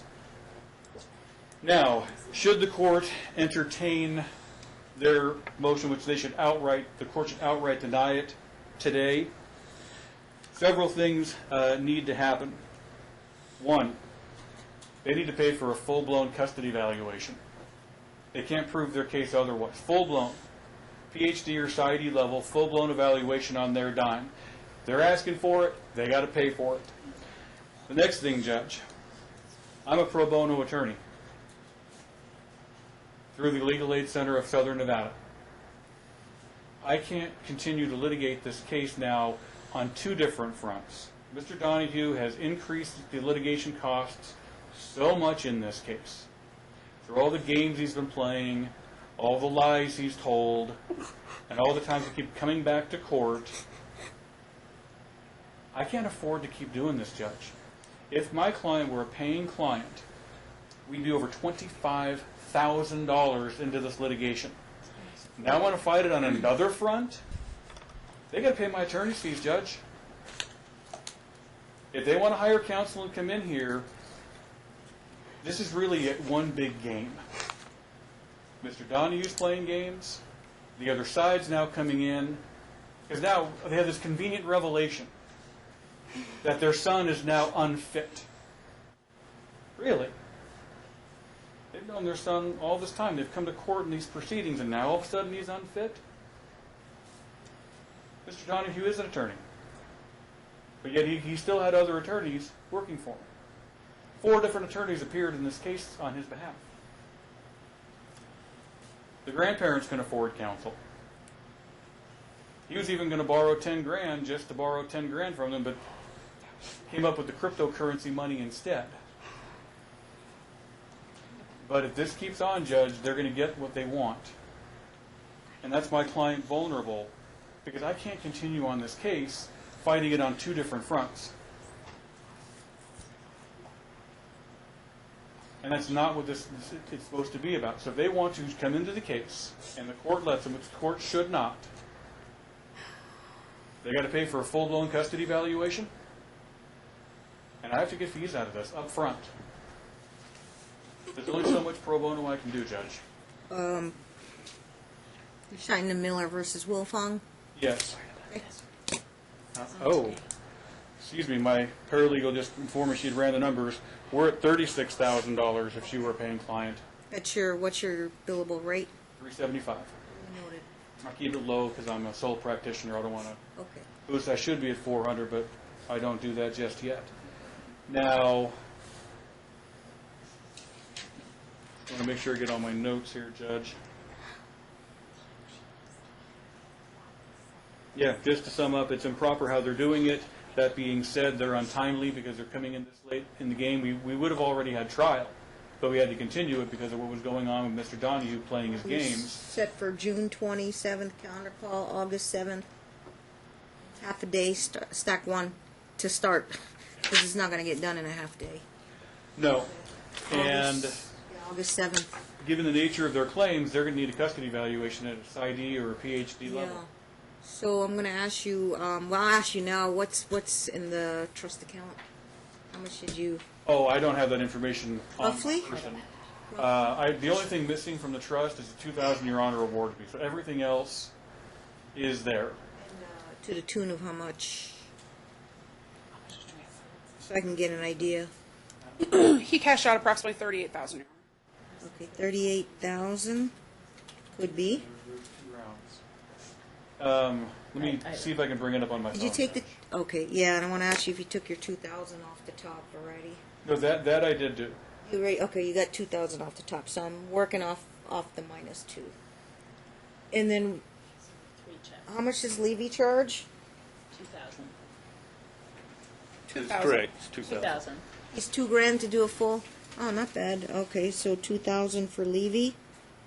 And then, did we allocate for mom's housing costs? That was done That was separately. Okay, that's done. Okay, what, so 38,000, 2,000 for Levy. You're looking at about, You have to take Mr. James's 2,000 off the 38. he's going into Solutions. They randomly drug test him, and he's inpatient in-house, so the scram might be just a duplicative effort, because they under 24/7 watch. That is what I was told, Your Honor. We may not need the scram. For now, at least, I don't know. It's a possibility, I mean, after his inpatient, it could be a part of it, but I don't think it's needed right away. While we're on the topic of money, what's your bill up to? It's 175 per hour, 1 hour before I got here. So it was 1 o'clock that I got here. So 12 to, so far it's 4. Roughly about 4 hours? So far, 4 hours. 4 hours. 700? 175 times 4. 700 for your time today. Okay. Who's paid your bill before? Did they pay up your bill? Depends on who calls me in. I think it was whoever, yes. Yeah, whoever see you that. never, like the court has never paid me. The court, if the court called me in, it hadn't paid me before. Reunification, Dad was paying. How much did they pay you? I've had 5 sessions, I believe it's $875. Okay, so he's caught up on that, and then your time today would be 700? Correct. And I'd have to verify that. I don't have the invoice in front of me. Okay. Okay, Your Honor, here Yeah, is 175 times 4 hours, okay. the current trust balance in this case, which is all the monies Mr. Donohue has given, Yes, is $39,100.62. That's the current balance. 39,160.62. 39,100.62. Thank you. Okay. And before it was 41 and that changed, but the 2 came off. Okay. So the act, and I have not paid Dr. Levy, that'd be another 2,000, so it'd be 37,100.62 after I pay Dr. Levy. Yeah, 2,000 is going to be allotted for Levy. I think Ms. Wilburn would have to pay her 700 for her time today. And then we've got Miller versus Wilfong requests. Are you stating a non-opposition to the motion to intervene? With comment, please. You may make a comment. Thank you. Okay. Again, the facts stated to the court from Mr. James are just not correct. Susie, my wife, was the chaperone with the rock climbing yesterday. Granddaddy just came along to watch the girls and have some fun, but I will tell you that it was extremely cold in there, and he's ill. You can see he's ill, and the cold got to him. Okay. And when the cold got to him, he sat in the car for a long time with the heater on, and then he went and got a cup of coffee. He had the flu or something? Or? Well, he's just got He's a on an lung oxygen condition. machine. I have 19% capacity in my lungs.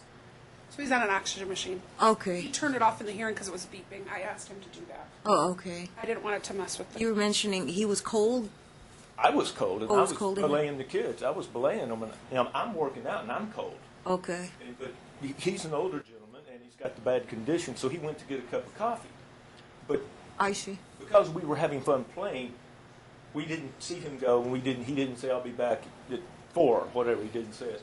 And so when we decided to leave, the chaperone and our daughters decided to leave, he wasn't there, and I had no idea where he was. So I asked her, the plaintiff, I asked her to give me a ride, and after begging for about 10 minutes, she consented. And I hardly said a word the whole time. We were mature adults. It didn't affect the kids in any negative way, and she was kind enough to drive me 2 miles to the gate of my community. And I do appreciate it. I really do appreciate that. That was a supervised visit you arranged with Mom, Yes, Mom yes, supervising? Yes, Mom suggested we go to the climbing, and I said, okay, let's go to the climbing. And the kids like to do the climb. How was that visit? I'm sorry? How was that visit? How'd it go? It was the same. They walked in the door, and Granddaddy said, "Girls, it's great to see you," and they did this. They ignored him. They just completely ignored him. He said, "Girls, Granddaddy's here," and they're like, just ignoring him. I don't even understand that. And I said, "Girls, give me a hug. It's great to see you. I want to kiss you." And they said, "No." I said, "Why?" "Mommy says you're mean." That's exactly what happened. Both of them said it. "Mommy says you're mean." But no, Bobby may have said you're mean. One of them said Mommy said. But they went ahead with the visit. Well, yeah, they're my daughters. They do rock climbing? They're exceptionally good at rock climbing. Their mother was exceptionally good at rock climbing. Oh, okay, I didn't know that. Big spot up there. So Okay. All right, any other comments? that's a comment. My opinion is, and it's not really relevant, but my opinion is, Mom is psychologically damaging to the children's psyche, and it's an unhealthy relationship for the children. That's my opinion. The grandparents, I never went to CPS. The grandparents, I think, are good people, good Christian people that would make good surrogate, temporary custodians.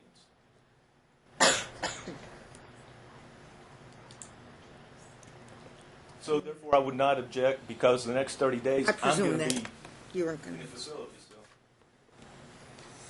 Yeah, what's your entry date, sir? 9 o'clock in the morning. On, Tomorrow. It's the Tomorrow? 20th? yeah, the 20th? Yeah, 9 o'clock.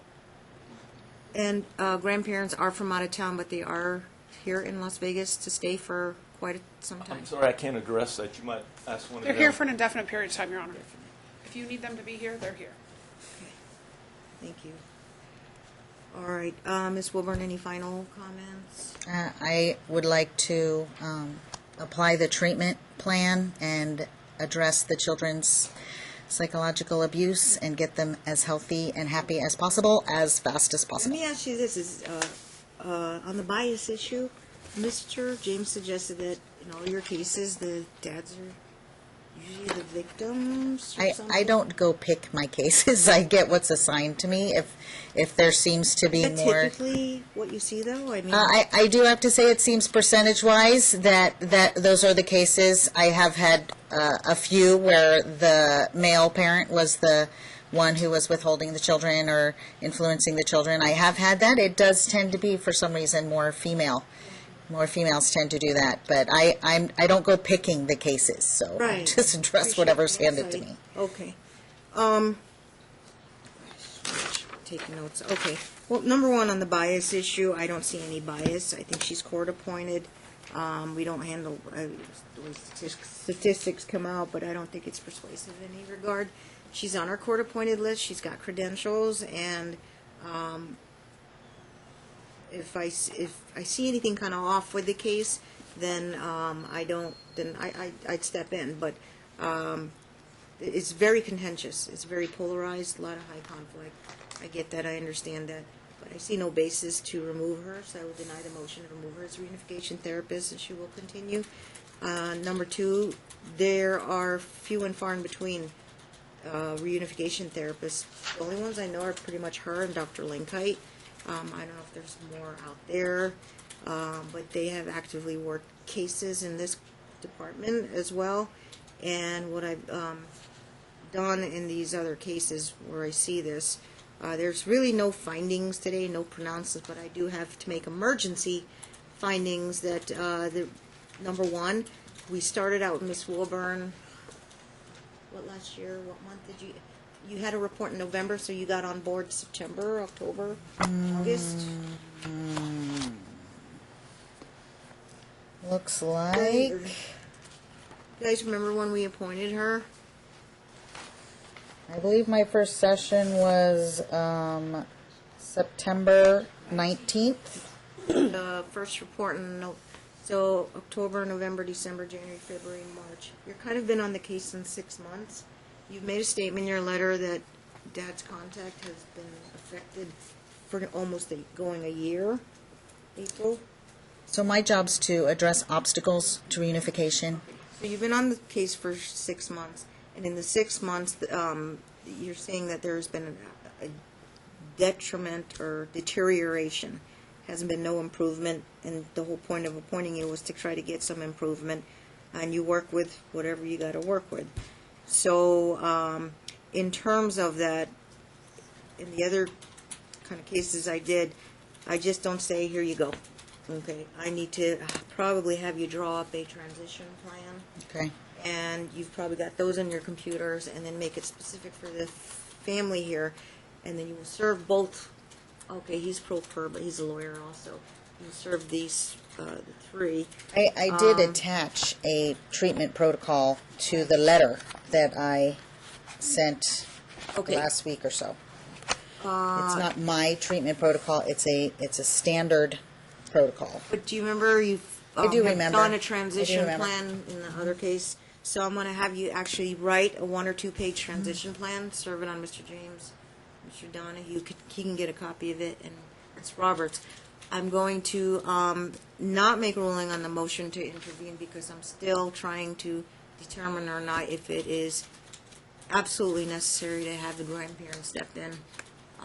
Obviously, their rights sort of flow like grandparents' visitation rights. They would flow through Dad if they filed that petition, which is what Mr. James was referring to, if they filed a petition for grandparents' visitation rights. But in terms of do I need a motion to intervene, because what legal rights would they be advocating, meaning their rights to see their grandchildren?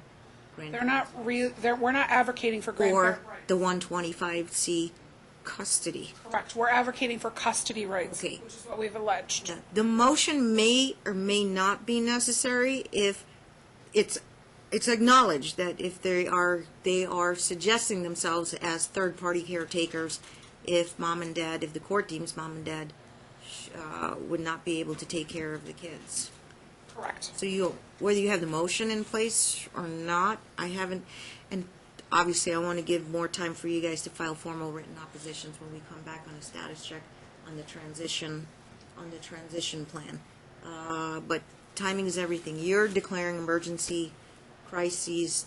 Every day that goes by, obviously, you're saying it's adverse to the There's also the psychological state of mom, should you implement this plan, that I don't think I worry about the reaction. Okay. Well, when I say a high conflict already, obviously Mom had stated an opinion about you in one of those text messages, but she's going to have to continue to work with you, and Dad's going to have to continue to work with you.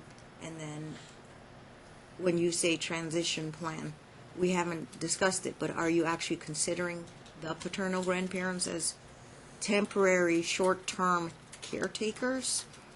And in your experience, how long is the temporary, short-term caretaking? And like I said, I've had transitions go well from the first or second day to needing up to 6 weeks. Okay, so that's the time So it frame. depends on the children, but I'm regarding the email, the intensity of the psychological, emotional state of mom, I am concerned about the children going into her care today, knowing that they may be removed from her care. I am very concerned about that. That's, given the state of mind, I'm very concerned about any action that may be taken. You have to consider that, the emotional state of the parent that you're saying can maintain with the children, knowing that children may be removed from her care. Obviously, other judges made different orders, but what are some of the examples or methodologies of transition?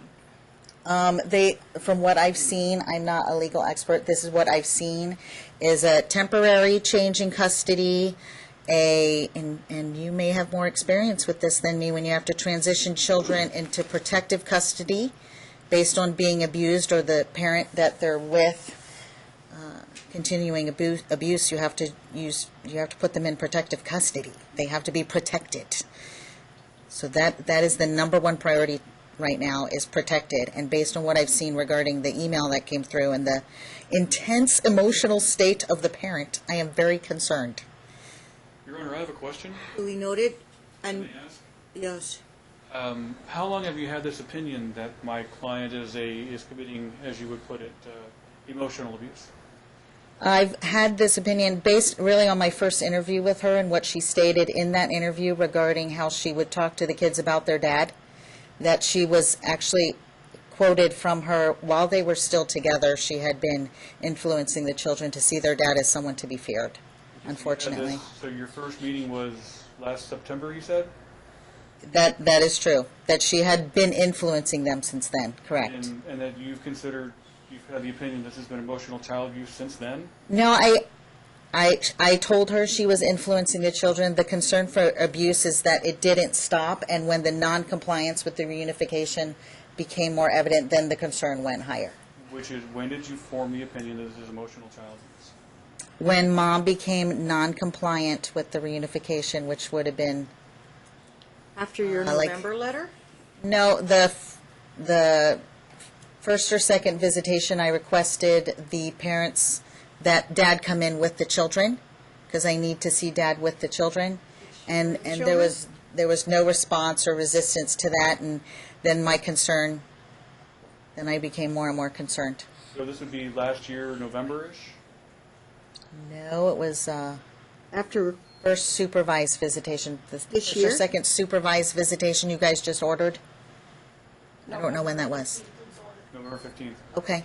So it would have been maybe a month or so later that I wanted to have a conjoint session. I know just you've seen before the... Christmas? Just before Christmas? Should have been. And you asked her to come in and she didn't come in? I asked for a conjoint session with Dad and the children to see how the visits were And going. your response was? There was no response, or there was resistance to that. It has not happened. Now, Ms. Wilburn, you're a mandatory reporter for abuse. Yes, that is true. Have you made a report to I CPS have. over Mom? I have. When? It was December, and they cannot notify me regarding if it's being investigated or not, and I didn't get any kind of report that it was being investigated. She noted that in a report dated March 10th, Your Honor. Yeah. And nothing's come of that, Judge? No, Not a thing. that's not unusual, She unfortunately. actually indicated in the report that she did not think CPS would take any action based upon the report. She even says at one That point means she CPS reached out. unsubstantiated. Well, they haven't even investigated, so they couldn't unsubstantiate. Well, failure She to even investigate is the same thing as unsubstantiated. It's like police not finding not probable cause when you report a crime. They're not going to investigate it. Okay. reached out to counsel to help facilitate the conjoint session and said, I believe in the report, she didn't even get response from counsel. Right. Did you say there was an email also out there? Yes. I missed that one. I got text, I got a transcribe, and I got the solutions letter. You have an incomplete transcription of text. I have the actual Yeah. phone. I have Ananda's phone right here. Yeah, did you pull it right to your text from Dad that, Going out of It goes on for quite a while, Judge, when she was. but texting Dad back was and forth. sending texts that provoked Mom or something? As The soon as she child was found sending out, text messages to Dad. yeah, Dad and Anna were text messaging. Okay. Mom found out the subject matter of what Dad was telling her. It was and about then her? stepped in. It was about her? And she stepped in? And that's what prompted this. Kind of like, to use the phrase, gaslighting. Okay. Setting people up and they react a certain way. Now, You may want to look at them. Yeah, let's so I see. can You have can it read printed it. out and submitted to the court. Okay. Yeah, because there'll be a lag time because we're going to have a transition plan recommendation. Now, obviously, I don't delegate my authority. I have to make sure this would be in the best interest of the children. So, sort of like we got to make sure kid gloves. We do the transition plan, and then we decide. And let me I will make a decide. comment. They're Yeah. not they are not screaming, yelling, running, where we've had some kids in the past who may react super intense in fear. They're hostile, they're resistant, they say they're nervous, but they're not going to react in this horrible, terrible, dramatic way. These are not those kids. Okay. I've interacted with them a couple of times, and where they're hostile and they say that they don't want anything to do with him, they are not going to react in that intense, dramatic way that might need a hospital. These are not these kids. When they are alone with you in a room, are you able to get information? It's just for you to do your recited. job. Huh? It's the same recited information is what I get. They seem to enjoy being in the room, but they're just reporting the same stories over and over Right, again. and you're not their therapist. You're just you're saying you're at a standstill. until there is a, That is correct. I have non-compliance. I have nothing. And my No question, children Judge, to it reunify. begs the question is how can you reunify this whole time? And the court has noted this before, that this is why the court Right, denied she the acknowledges unsupervised that. visitation. How can you reunify with a person who's an alcoholic who isn't getting any help and is playing all these games before he even it appears he didn't have the now, alcohol evaluation? So how can you reunify with someone who's an alcoholic? tell you what, he will do his 30 days and then he will do the levy evaluation because once he's inpatient, he's sort of on lockdown. He can't leave the facility or wherever he's staying inpatient. So then levy will get with him right away and then check his records and then give you an evaluation. Obviously, you want a full-blown custody evaluation. That's great. Are there any PhDs? This is probably PhD level. Dr. Polini? I mean, the list is getting short. I think he's retired. Yeah, Dr. Holland, but I think she's gone now too. Dr. I have Dr. Linkite? Holland on a case right now. She's not gone. But she moved to Utah. I have her right now. She Court-appointed case where I'm the editors- parenting coordinator. Gravely worked under Puglini, so Grave- she's Puglini trained. Well, you know what? There's Yeah, Sunshine Gravely. Collins. I think Sunshine Collins is working. She worked under Linkite. I Bree don't know if she- Mullins is on the list. Bree Mullins. Yeah, we're talking about the court-appointed list. Well, PhD level, though. I think Bree Mullin is a PhD. I want to not do the surprise thing. I want Mr. James to be able to have the opportunity, as a matter of due process, to get a 10-day opposition, a motion to intervene, and you guys can sort out the rules, NRCP 24, the 12.130, et cetera. We'll have that fully briefed so I can really look at it, because I'm not going to independently research. I will allow you to participate at the next hearing, obviously, to advocate their rights and still press for the motion to intervene, so that is deferred. You will be on board in terms of any communications with Wilburn. We have the no ex parte communication rule, and so you're probably well familiar that you CC both counsel and the parents when you no emails for you, sir, and you don't have a lawyer representative that will. So I have a Find question out what's regarding gonna go that. with- So if he's That's his why own you better lawyer, incorporate something with your transition plan. Yeah, not enough time today to deal with protocols, but FYI, he's not allowed to have phone calls, emails, and he's going to be in a facility. because he's his own lawyer, Huh? because he's the lawyer. Yeah, yes. Criminal Representing defense. himself. What's your status? Criminal defense lawyer. Inactive, or Yes, it's inactive. he's an inactive lawyer? But he's acting as his own lawyer, so when I'm communicating with attorneys, I communicate with attorneys. I cannot communicate with parents outside of communicating with attorneys, Ms. but he's a Wilburn- parent, so he's also an attorney. So like, Wilburn, that's what I got from what she Confusing for me, said. too. I thought I got from what she said that I should not be communicating. Are you giving access to your emails to your parents? I'm sorry? Are you giving access to your email address to your parents? They've had it for, No, if the court sends you something. If Ms. Warburn sends an email, you can't check it for 30 days. Is that correct? correct. oh, That's That correct. might be There's interesting. no internet, there's no telephones, nothing. Can you have visits at the facility? I'm concerned about his due process rights. He needs to participate in these hearings, and we cannot communicate while he's. So I've had a client that's been inpatient before, and usually, I don't want to delay. I want him to go in Usually, tomorrow if at it's 9. legal, you can just put a note that says legal on it, and they will allow them to have access to legal documents. Good point. Put all the, well, I won't go into. That kind of threw me for a loop.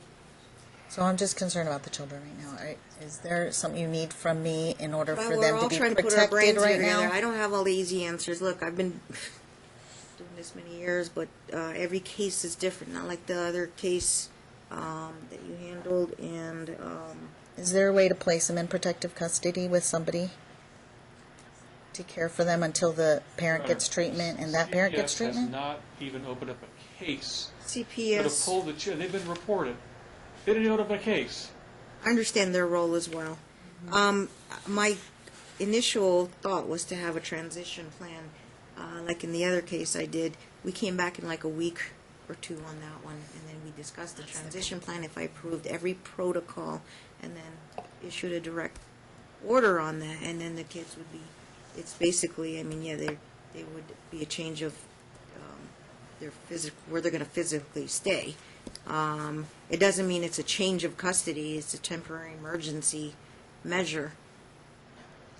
But I want her to present that to me, which means she has to contact all parties involved to determine availability, because some parties are going to object. Your Honor, One side may object.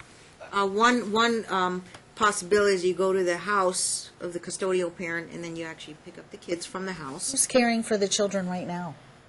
Babysitter. Another possibility is you have the nanny accompany Miss Wilburn to do the transition. You don't bring the other parent there. They are on standby with, in more resistant cases, you get the pickup order. And then sometimes I'll be honest, it backfires. The police see the pickup order and they don't understand it, so they don't release the kids. So we had, other measures have to be taken, obviously. I think you asked to see that email where she threatens to harm herself. I handed it to your marshal, and they just... The text? No, there's an email from That's mom. what I asked about. Okay. It's the last section of the second to the last Doesn't page. look like email format, but this is copy and paste. Do you have can you authenticate the email? My client can with her testimony, Your Honor. No, it's sitting in her email inbox. You're right, that was based upon a threat that he was going to kill my client. It was sent yesterday. Yes. Just yesterday in anticipation of court. Oh, sorry, that one's the 16th. Is that one the 16th? Or the 19th? And Your Honor, I haven't seen the emails yet. It's in capital letters at the bottom. Page 2. Did you get a copy? You're supposed No. Again, this goes right to the dumping of documents at the hearing, and now I'm defending on trial That's why by I'm delaying the ambush. motion to intervene. I'm delaying the transition plan, deferring that to get an actual something in writing. I have to make a record. Ms. Wilburn, I hear what you're saying. Ms. Roberts, I hear what you're saying, to immediately place them in protective custody, but And this isn't an email, Judge, this is a well, copy I'm and trying to paste. follow my protocol in a prior case to make sure a transition plan is in place. We potentially won't have But now you're alleging this famicide, which obviously I take anything. Our concern is that seriously, the but- tone of the email, Your Honor, she specifically says she will do anything. She will even hurt herself and die to protect these children. So if she will kill herself, I what have stops her? Checked, even the Ms. Wilburn didn't even know what that term was. So just because counsel went to a CLE and now she's testifying as an expert on something here, she would probably need to recuse herself to become the expert in this case, Judge. That's ridiculous. Okay, so does Mom want to say something? Is she itching to say something? Why did you write it that way, ma'am? Well, you're assuming she did. I'm sorry? Okay, did you write that? Do you recognize yes, that? I've never It's an meant- email you sent to Yes, who? I was responding to an email of slander. This was responding months later. If you look at the date, if they actually showed it as an email, it would show the date I was responding to his email slandering me. He chained his family, slandering me that I had attempted to kill him. I didn't respond. But I responded. If they were to show it as a true email, I responded months later, defending myself. I didn't try to kill you. Instead of trying to intimidate me, take me to the court, call the police, make a report. Don't try, because he flirts with me on text. I have those texts. My phone is broken. He flirts with me. After I don't comply with his flirting me, then he tries to intimidate me. Oh, I have a whatever report that I can prove that I was poisoned. After I don't comply with his flirting with me, then he tries to intimidate me. So this is just I was responding to an email saying, no, you are lying. Just stop trying to intimidate me, because he's slandering me. He emailed me and he changed email me message with his family. Why do you involve the kids if it's just adult fighting? Because he's hurt the children. She's hurt the children too. And I have emails between them two fighting her, because she hurt Ananda on the head. Your Honor, I will never hurt my children. You were the judge in 2012. I have taken so much from them too, her too. I will not hurt my children ever. Ever. What I meant to say is that if he was willing to kill me, and I have the voice recording where he's trying to kill me, I meant to say I would do anything, even if I have to die. It doesn't mean I didn't say I would kill myself. I would say I will stand up to him and to anybody to defend, protect my children, even if I have to die. But I meant that him trying to kill me, because I have death threats. And yes, I gave him a ride yesterday, but he, in front of the person, he's like, I'm cold. So you said, I will die protecting me Yeah, and my... I meant... if you I- and the children, if he tries No, to... no, I meant I will die protecting my children. Based on if he kills me, it would be protecting my children. It doesn't mean I'll kill myself, I'll kill my children. I will not. If you have to do whatever, take my children away from me, whatever you believe, I have the true best interest for the children, not her, not him. If you have to put me under You oath... said he actually recently threatened you or threatened No, to kill this is the threat. This is the threat in 2012. After I stopped the divorce, and he was arrested for domestic violence. It got dismissed because he threatened to kill me, and I have that recording. I recorded him. He threatened to kill me if I went to court and testified. I said to him, "Do your magic in court, but if I'm not going to go because I don't want to die. But if I go, I know you will kill me. And I will testify because my daughter, 6 years old she called the police. That's why I got dismissed, because I was too afraid to go and testify. Put me under oath, call the children, put them under oath. It's too much. It's too much. I have tons of emails, voice messages. What you're telling me is you're worried that the dad is going to harm you and the kids? Yes. Or I don't know. you don't know if he's going to harm you, I but didn't if he think does, he you would- would die protecting the kids if the dad tried to harm you? I would die if he tried to take the kids. I will know. CPS will take the kids away from him. I know this, and I know this is being recorded. CPS will end up taking the children away from him, and I'm trying to prevent that. And I know I could just say back and let that happen, and like I told CPS, I don't want to say I told you so. I told CPS I told you so. I don't want to say to court I told you so, because I don't know what happened. I didn't think he was going to hurt Fabi the way he did. Your Honor, I did not hurt her. Yes, you did. There was a not. recording. Oh my God. We'll get to more on that, and you'll have time to file your oppositions. Based on what I've heard up until this point, I'm not going to take... Is that your phone, Ms. Wilburn? I'm not going to take the emergency protective custody measures today. We will get the transition plan served, but it's still kind of... He needs to participate in the hearing, and if he had a lawyer, like he did previously, it'd go smoother, but he'll be out for 30 days, so we can't... Obviously, Ms. Wilburn can't communicate without Dad's participation. There's no ex parte on here, so I don't want you to, and your date's locked in tomorrow, so you just have to wait 30 days. I heard what Ms. Wilburn said. I didn't ignore it. She said that if we wait the 30 days, it's going to do more damage to the kids, but I think I have to work with kind of what I have, and it's a matter of legal due process. So I think right now, you're going to do your 30 days. Yes, but I can put Ms. Wilburn on my list to where after the first 6 or 7 days, she's allowed to contact me and I contact her. Oh, for legal? Yes. Then that will work. Okay. I was told on day 6 I should be... How about you're appearing by phone in court from the Solutions place? Yes, they will allow that. Okay, you may appear by phone. Transition plan, a week, 2 weeks to draw up? A week is fine. Well, at least because he can't start communicating with you or receive your emails until a week after 6 to 7 days. If I can transition, if Grandma's okay with taking care of the kids, if I can transition them and get them out of the influence and more cooperative to his presence, by the time he gets out, it could be already done. So either in her care or split care. And you're going to have to give me every little detail outlined in 1 or 2 pages. Everybody participate in court. We've done that hearing. Now, No, that's the Judge Moss way. So with that, Judge, has Ms. Wilburn vetted the grandparents at all yet? I'm sorry. Has she vetted the grandparents as to the issues? And further, I don't have a full written motion to oppose, so I can't just oppose nothing. They're going to have to file a detailed motion with exactly what it is that they want, why they want it, so I can respond to it. This is due process, Judge. I can't just oppose and spend hours going back reviewing this 2-hour-plus hearing video and finding out what they might be arguing. Separate yourself from the motion to intervene, which is still pending, which they will oppose. Obviously, I got the gist of your motion that the reason you're coming in is they want to be potential limited intervening caretakers. Like I said, I can appoint anybody as a temporary measure caretaker, so the motion to intervene will be treated separately. So the next step is to make inquiry, sort of like additional discovery on whether or not they're going to be appropriate caretakers. Is that what you're saying?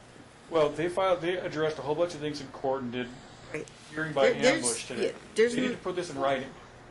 They filed their initial motion. They're not even... Check your motion to intervene. Did you actually say we're ready to step in as caretakers? I think she did. But we have to have the basis for this. I pulled the statute because Mr. James keeps alleging that it says I have to file a petition. I'd ask you to look at it. It does not say that. I'll be honest. I've entertained motions to intervene in the. It absolutely says that nowhere in this that I have to first file a petition before I can file a request for custody. Motions just come in. It's not in there at all, and there's nothing in there. You can still oppose it, and you can file a reply and there's nothing in there that says. Oppose what? The motion to intervene. intervene. Say anything? The motion to intervene. But they haven't filed a Not proper ruled on motion. today. They haven't filed a proper motion. I see. You need a ruling from me. I find that the ruling. What's the statute cite that you're? My practice is I've seen motions to intervene. There's no separate petitions. No, they didn't include any details. They tried to orally argue all these things, and I'm like, what are they talking about? The petition can't say that, Judge. It does not say that. It says any pleading, Your Honor. It does not say petition, as Mr. James alleges. It initiates a case, Your Honor, not a motion. Those are called papers. Basic civil procedure, but also basic due process of law. NRCP 24, intervention of right. I think we're looking at permissive intervention here. Yes, Your Honor. Under Upon timely application, the word is application, means motion. Anyone may be permitted to intervene in an action. 1, when a statute confers a conditional right to intervene, or 2, when an applicant's claim or defense and the main action have a question of law or fact in common. In exercising its discretion, the court shall consider whether the intervention will unduly delay or prejudice the adjudication of the rights of the original parties. Now, their petition is under NRS 125C004, and that's a statute that says in the pleading that they filed. Third-party practice is what you're referring to. But not a motion. Yeah, sure. The complaint, Okay. in other words, the initiating document for their request for relief can't state anything other than the children it would be detrimental to the children for the parents to retain custody. So, to answer your question, I do require a ruling that no petition underlying initial pleading is required on the motion to intervene, and then you will oppose the motion to intervene. Here's the problem we're going to have, and I don't we'll want to also come back here. I'm trying to prevent a problem, because they stated orally today a whole bunch of bases. Now, if I just oppose what is filed right now, it's going to be a purely legal argument. I can't be required to defend in the blind open allegations as to what they might be alleging. You can't shift the burden to me, to my client, to say why they shouldn't be allowed to intervene on the merits. They need to tell me on the merits why, so I can oppose. Otherwise, it's purely procedural. Stated in their motion. If you don't like the way they write their motion, then you can argue to me that their motion is senseless. Then file your opposition. So we're going to be here for about 2 to 3 months just arguing over the procedures. Either way, I'm going to make a ruling. If you disagree with the ruling, file any kind of emergency writ with the Supreme Court. At some point, we've got to make solutions. We've got to make rulings. I'm trying to prevent further litigation by having them file a proper motion listing out the reasons why they want this, why it's detrimental to the child. Your Honor, then I can oppose it. Standard would be not a statute converting a conditional right to intervene. That could be. That's the scenario where you file a petition for grandparents' visitation rights. I'm not asking for grandparent visitation. Exactly. So it's number 2. When an applicant's claim or defense and the main action have a question of law or fact in common. Correct. Their claim or defense, if they're not really asking for grandparents' visitation right, what would their claims be to? Custody, They want custody. which is which you are deciding in this action. So then you have to go back to NRS 12.104 and NRS 130. 130 says any time before trial, any person may intervene in an action or proceeding who has an interest in the matter in the litigation and the success of either the parties or the interest of both parties. Intervention takes place when a third party is permitted to become a party by demanding anything adverse to both the plaintiff and defendant. That's what we're asking. Our position is adverse to both plaintiff and defendant. Custody request. Correct. So it's adverse to both of them. Also, Mr. James says You stated all that in your motion? Yes. And then his But not position the is basis. 125C 004. He's saying that pleading means I can say it in a motion. It doesn't. Under NRCP 5, pleading means anything after the complaint. NRCP 5A, I just looked it up. Absolutely incorrect. A pleading is a complaint, answer, counterclaim, reply to counterclaim, what it third-party says. action. That is precisely what Rule 5 says. And anything else is called a paper. So basically, in short, anything that initiates or responds to an initial lawsuit is a pleading. Okay. That is the textbook definition of this. Anything else is a paper. Very good, thank you. So, but if they say, if I file an opposition on the legal basis, Yes. they're going to come back with a factual basis. Then I'm going to have 10 days to come back with a response to the factual basis. I want to cut through that, have them file a response to the factual basis, and I can address the legal and the factual basis all at once. Make it faster. Otherwise, we have a due process violation where I don't know what I'm defending against. Do you want to know what Other this than is all other than about? the Delaying procedures. the transition, which is the main concern for the safety of these children. That's what I'm trying to prevent. And that would go, I mean, obviously, because even your pro bono attorney's fees, if you think that they are deficient in their filing, then you have to respond more than once. That would be an issue of attorney's fees if you're requesting that, if, unless they file something, but they stand by their motion. So you have to file the opposition and respond to it in any way, and then try to present that to the court. I'm just And letting everyone know, if they file a He's going to factual file a basis notice for of this, non-opposition. You ready? I'll accept the oral non-opposition Thank you, today. Your Honor. Put that in the court minutes. You will file an opposition. But I they can't do tell them factual how to basis write their after that. paperwork. I can't tell you how to write the paperwork, but you can certainly make arguments that if there is undue delay, expense, added litigation, you can make that argument as to the attorney's fees portion. I haven't gone through a lot of all this, and I had, did the 3 o'clock show up? Yes, they don't stand by that. Who is it? Not more. I'm an hour and a half late on my 3 o'clock, so I didn't realize this thing was going to go so that long. But number one, okay, so after 6 to 7 days, that's good. You can be on board on. So we're going to have a 7-day wait. I hereby Your Honor, I find. can also have visitors, just no internet. Right. So how are you going to get the correspondence if the best way to communicate is via email between Ms. Wilburn, Mr. James, and Ms. Roberts? I can have visitors. Maybe somebody who gets an email can bring it by. I mean, I'm allowed to have visitors if I put them on the list. I'll contact Solutions tomorrow. I believe if I put that it is legal, that they will allow him to have my communication. You mean it can be, he can, how is he going to pick up his emails? It's not going to be something I email. I'm going to contact Solutions tomorrow and explain that he is a defendant in litigation and that there is going to be litigation-related documents that he must have access to. I believe. And he may need to appear at a court hearing also by phone. Well, yeah, but they'll let him do that in 6 Yes. days. Yes, they will. Yes. So we're not going to do anything for 6, 7 days until he's cleared. And you're saying he will be able to get Donnie Wilburn's But I communications? think what he's saying is he's waiving it and saying we can move forward more quickly than that because he's waiving it and saying he's not opposing You any will let request. the emails sit in your emails until you're ready to access your emails. That'll be 31 days, Your Honor. Okay? You waive? I do. Do you understand? You're an attorney, you understand what the waiver means? Okay. Yes, Your Honor. You mean allowing the court to proceed, but you will participate in hearings, but you will might not get all of the paperwork that might be. I understand that, Your Honor. I can facilitate transition right now if you want me to. I can be in my office. I I can bring appreciate them that. to my office Protocol is I need that letter, on a piece of paper. a transition plan on your letterhead, 1 or 2 Okay. pages. I've seen your format, and then we have a discussion on. Okay. Okay, item 1 approved, item 2 approved, 3 nope, we're not going to do 4, but we'll amend 5. Even though it's a treatment plan? You have to approve parts of a treatment plan? Well, so I obviously have to defer also to you're the professional, but logistics and protocol as well, so you will have to communicate or figure out how you're going to do it.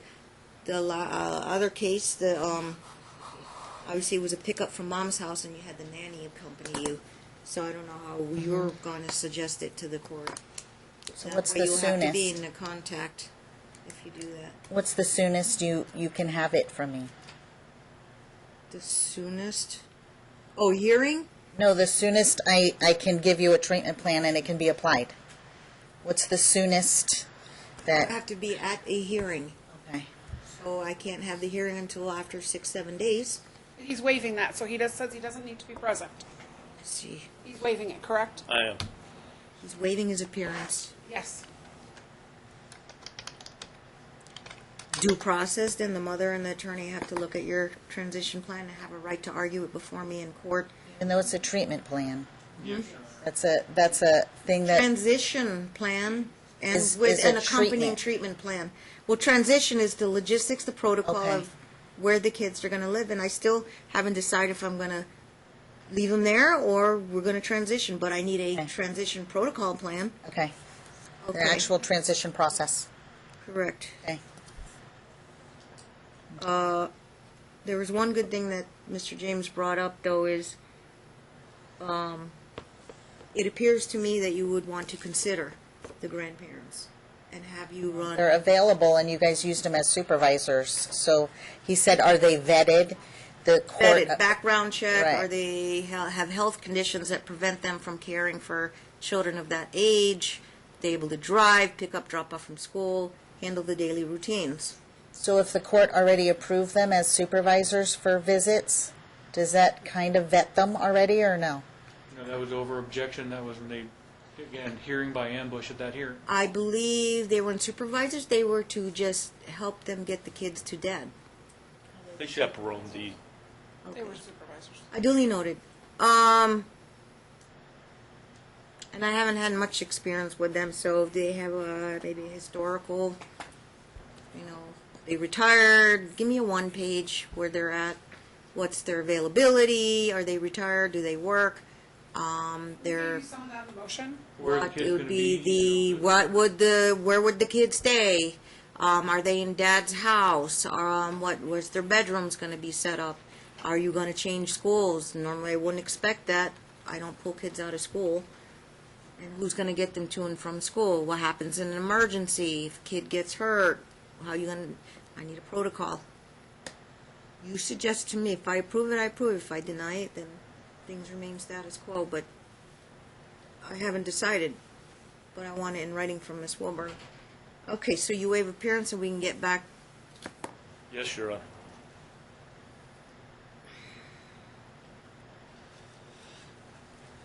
I'll try to see availability on Thursday.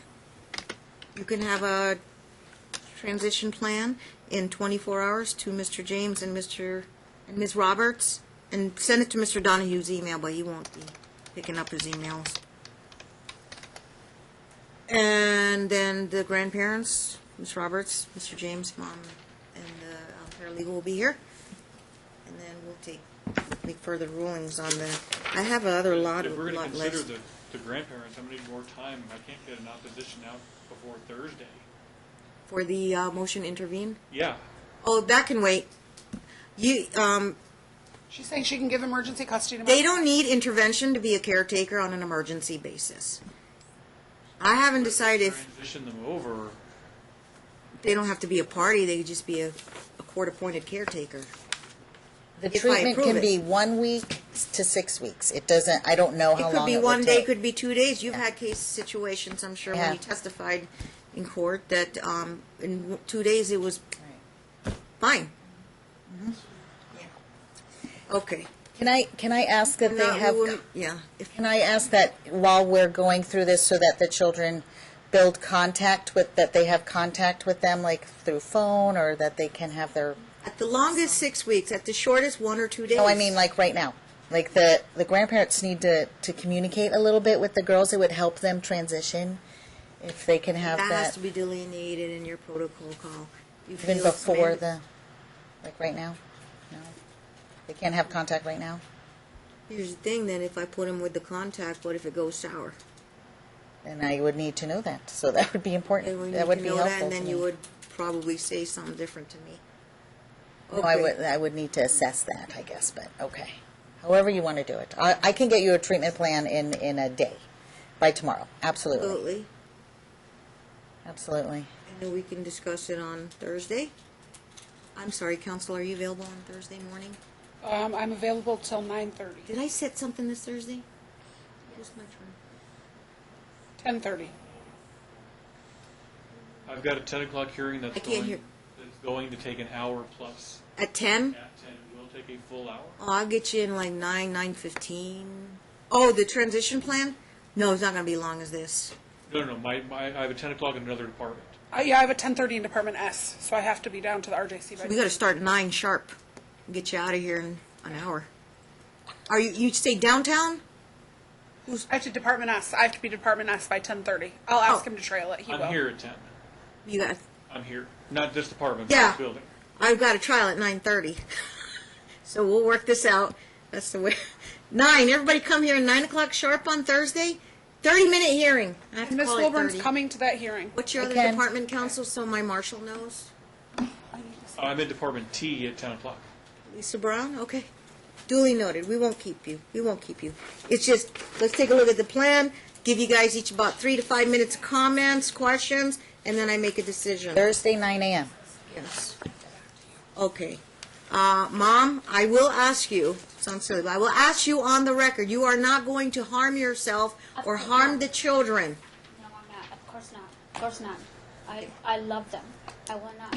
She has harmed them physically, emotionally, and mentally. I also have to ask, are you possession of any firearms? No, he has, he does. Okay. I'll take, okay. Thank you. So, and you will come back to court? Yes. And we'll decide on Thursday. I haven't made any decisions today.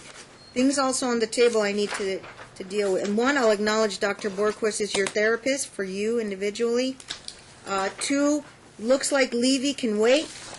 Levy is postponed because we'll take a look at the solutions. I think he's postponed, but he will do the reevaluation if Mom still wants to request that. You will have full access. You will sign a HIPAA release under a confidential gag order if you want all the solutions, recovery, Oh, yes. intake, progress notes, and daily. Yeah, Ms. Warburn can also. To that, Your Honor. I'm sorry. If you limit it to. Yes, if you want to sign a stipulated confidentiality agreement, you don't need to get involved, Ms. Roberts, do you? No, I don't. I'm A fine. stipulated confidentiality agreement, you two sign it. You, Mr. Donohue, Mr. James will Now, sign all it. mental and physical health is at issue, Judge, so it's not going to be limited HIPAA. I get everything. It's everything. Under a gag order. Under a gag order, Yeah, sure, except for the case and my client. You get everything, but it doesn't leave this courtroom. So do you Oh. have a standardized confidentiality agreement for medical records only? Yeah, HIPAA I would release? never disseminate someone's medical records, Judge. Right, have you ever signed confidentiality? Yes, Do you have one on your computer? it was court generated. I don't recall what case it was, but I have had that. I know I can think of a case to where I had one done. Might have been your department. Huh? Might have been your department. Might have been. Okay. But I'll take a oral representation as an officer of the court. It'll take a while. You're not going to get records till after discharge, so it's 30 days. It's common. I'll have you work on, maybe you can try and locate, or Beth can locate a confidentiality agreement and have Mr. Donohue sign it so everybody understands on both sides. This Your is Honor. just for purposes of this litigation.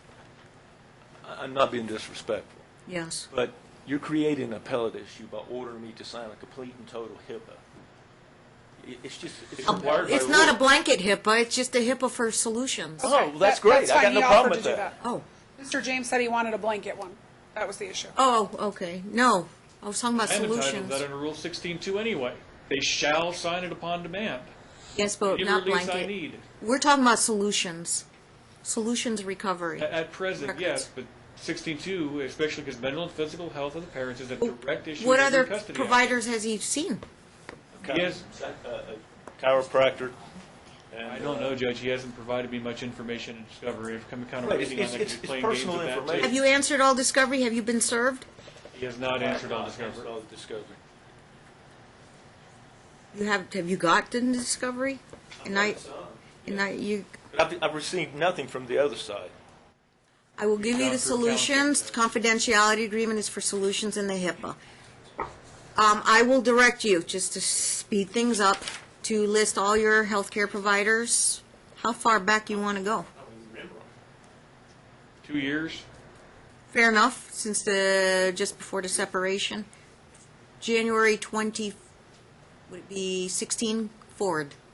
I haven't had a surgery or seen a doctor or had a You will penicillin. file, well, you don't file discovery, but you will send a communication to Mr. James when you, Had a chiropractor. It's all I remember having. Chiropractor. that's it? That's it. What's the name? South the scene. Thunsang South the scene. Good luck spelling that one. Ken, Those are you last okay name. with a HIPAA for that one? I use a Chiropractic? chiropractor, sure. No problem. Okay, Your Honor, so we'll have two separate I have no idea HIPAAs, whether he's being honest, Judge. He's lied so many times to this court. I objected. I'm about to As get to- upset. duly I'm noted. getting tired of being called a liar. I haven't lied about anything. And I will advise You'll see counsel, this I will closes. advise everybody on both sides, the use of the word liar doesn't help me in any way. I've been on the bench too long, and I will not have any accusations like that. I can sift through all that, sir. Just gotta have patience. Okay. Your Honor, So let's avoid that. Mom did say one thing during her statements earlier, that she has placed the children in counseling. I asked Dad, and he said he's not aware that the children are going to counseling, and my understanding is it's joint legal custody right now. No, actually, it's not. My client has sole decision-making skills. I was under your order, Judge. He has access to records only, I think. correct. He's entitled to know the name, right? The records. Okay, Yes, not make decisions for the kids. Okay, but So yes, he has access to records. can we have the name? The name of whom? She said she put the children in Hasn't started counseling, yet. and I don't think Miss Wilburn's aware of it, and my client wasn't aware. Or I'm sorry, Mr. Donohue wasn't aware, and neither were my clients. Doesn't have to give it.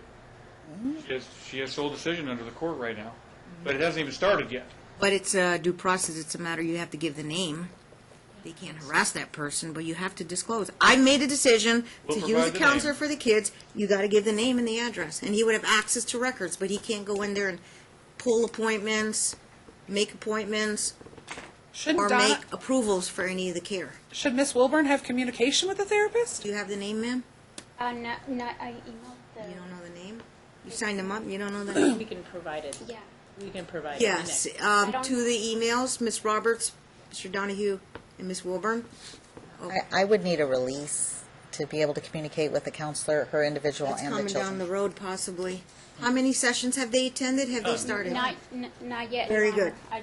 good. I have to meet with them before for 15 Okay. or 20 minutes. For relevance purposes, yeah, that's coming. I think Ms. Wilburn will want to see those Yes. therapy records. You're okay to pick them, but he has a right to know, and he has a right to get the records, but he can't interfere. I'm or not set trying up- to keep that information. It just started. Okay. And- Yeah, you will get that to email. I'm assuming they have your email. Your Honor, just for this one-page thing that I'm going to have to do for you, that you asked me for, I'll file it tomorrow. Can I have the name of the school where the kids are so that my clients would have to know that to be able to make a plan? Could you just give it to me? Dad, what school they attend? I don't have any idea. Their middle school? You know, Cashman Middle School, I texted him that information. I have proof of the text. Okay. To answer your question, Ms. Roberts, Cashman Middle School. motion to intervene, that'll be And reset then, I'm not done. for opposition. Vegas Verdes. It's not going to hold up the transition plan. Thursday, 9 a.m. is the transition plan hearing. March 22nd. Bergquist has acknowledged his mom's individual therapist. She'll continue with that. Looks like she's going bi-weekly. Do we have $200 from the trust account for the OFW so they can use OFW? Oh, When he we got gets out. 39,000, Judge. 99, huh? There's Thank you, 39,000. $99 will be dispersed to OFW to set up an account for mom and dad. Your Honor, there's no reason to set it up for the 30 days because it's going to expire more quickly. So it would make sense to wait until Dad's release to set up OFW. Okay with that, Mr. James? Sorry, I'm not trying to be rude. No, that's appreciated, actually. I just don't want them to waste money. Okay, so where are we? March 20th, April 20th, like about May 1st? That's fine, Your Honor. You can set it up and send payment to OFW and make sure that they can have accounts by May 1st. Yeah, good point, because they obviously can't use it. It expires, so. All right, Good point, good point. okay. Remind me, on Thursday, I will rule on Miller versus Wilfong. Courts, the decision doesn't say post-decision, post-judgment. It doesn't make sense. If a pro bono lawyer is expending a lot of costs in a high-end litigation, complex type, custody type case with therapists such as Ms. Wilburn. By the way, I'm going to forget that too. With the trust account cut from the community funds, a check to We're on 7. 5 hours. We're on to 5. 175 times 5. Do I get a government discount? You want the 875. family friends rate? Huh? Family and friends rate? 800. It's 875. How about 800? Mr. James, your trust account will cut a check of 800 to Ms. Wilburn, and she'll be caught up for today. And she will be billing for reunification sessions, but I won't know until Thursday if your role is going to be expanded to to continue. You're at a standstill. You've hit a brick wall, obviously. That's what your letter says, and you are pushing for the transition, and I have to make that decision on Thursday. I want to let them have about 72 hours to, I guess, prepare for the hearing, and they're either going to oppose it or suggest a different alternative to transition. I'm always open-minded to that. Okay, and let's limit it. Once you'll have the plan, we've got to set time limits, so I have to give each of you, Ms. Roberts, can you do if 5 minutes of oral argument on the transition plan? Yeah, sure. Then the other, that'd be 10 minutes. 10 minutes to and then I make a decision, and then if I do say yes, we discuss the protocols and which ones. Okay, So 5 minutes. yeah, 5 to 7 minutes each, Fine. and then we'll be out of here in a half hour. Could I ask one thing of the court, Your Honor? The emails that are getting sent to my clients by mom, can those, there's already a behavioral order in effect that she's not allowed to contact them? Your actual behavior order on Yes, file? you ordered a behavioral order. In fact, you updated it, and I think it's amazing, the newest one. So kudos to you, Judge. But, Thank Judge Elliott, I think. okay, well, she's not supposed to be sending these derogatory messages, and they're getting them consistently, so I just ask that they stop. The behavioral order's in place. You want me to issue a fresh one? But we put them on Family Wizard as well. Yeah, and they have tone meters, too. The Family Wizard has tone meters on the line. If they have temporary custody or some kind of, I don't have a problem putting them on our Family Wizard.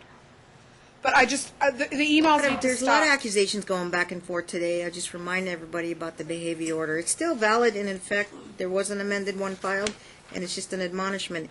That's that will be dealt with kind of later. Yeah, you're not a party to the case. You're trying to get on as a party to the case, so you're waiting to see on that. Or Dad would be filing whatever motions he wants to file. Okay. Okay. The custody evaluation, probably we'll talk about reserving funds for that. That will include psychological evaluations on both parents. Both understand that on a full-blown custody. And if we're talking about Holland, what is she, 10, 15? That's something for the Short interveners retainers, to pay, Judge. I'm sorry? That would be something for the interveners to pay because they want to jump in and take custody away from the parents. They got to pay their admission price. The parties Please put on the bear court that minutes cost. as an aside, mom requests full-blown child custody evaluation. Who will pay for the cost will be, the payment deferred to, the court will defer. We're not requesting a judge. We are saying that if they want to come in this case, Okay. and they want to do these things, they got to pay their admission price. And in order to prove their case, they're going to need this. I recall in the hearing you said it's almost kind of required, mandatory, that this thing really How are they going to prove their needs- case otherwise? Right, mom can't pay for it, obviously. You don't Should want, she? right, They're coming so in. she doesn't want to deplete the 39 on 10 to 15 grand. Some we'll have to talk about, Ms. Roberts. I just don't know if, if that's going to be a big, long topic, but I will duly note your position, that you're all for it, you'll participate, but there's no way you can pay for it, and you don't want to deplete the 39 on that. And Okay. we wouldn't be doing it otherwise. What was the But- $2,000 that you got before? I'm sorry? Was the $2,000 that Miller versus Wilfong Yes. allotment? And now you've had to come in here today, it's almost a 5-hour day, at $300 an hour, $375, but and, yes, and you had to prepare for today, and I'm coming back on Thursday. right? How many hearings have you been?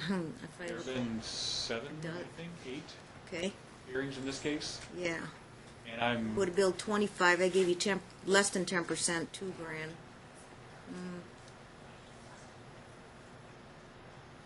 I'll tell you what, on Thursday, remind me, I'm gonna rule on if Miller versus Wilfong additional fees to keep you on, well, you take a case, you do it pro bono, it's completely discretionary with the court, but you're saying there's costs with copying and all that, so you have to make your pitch to me if you're seeking additional payment of attorney's fees.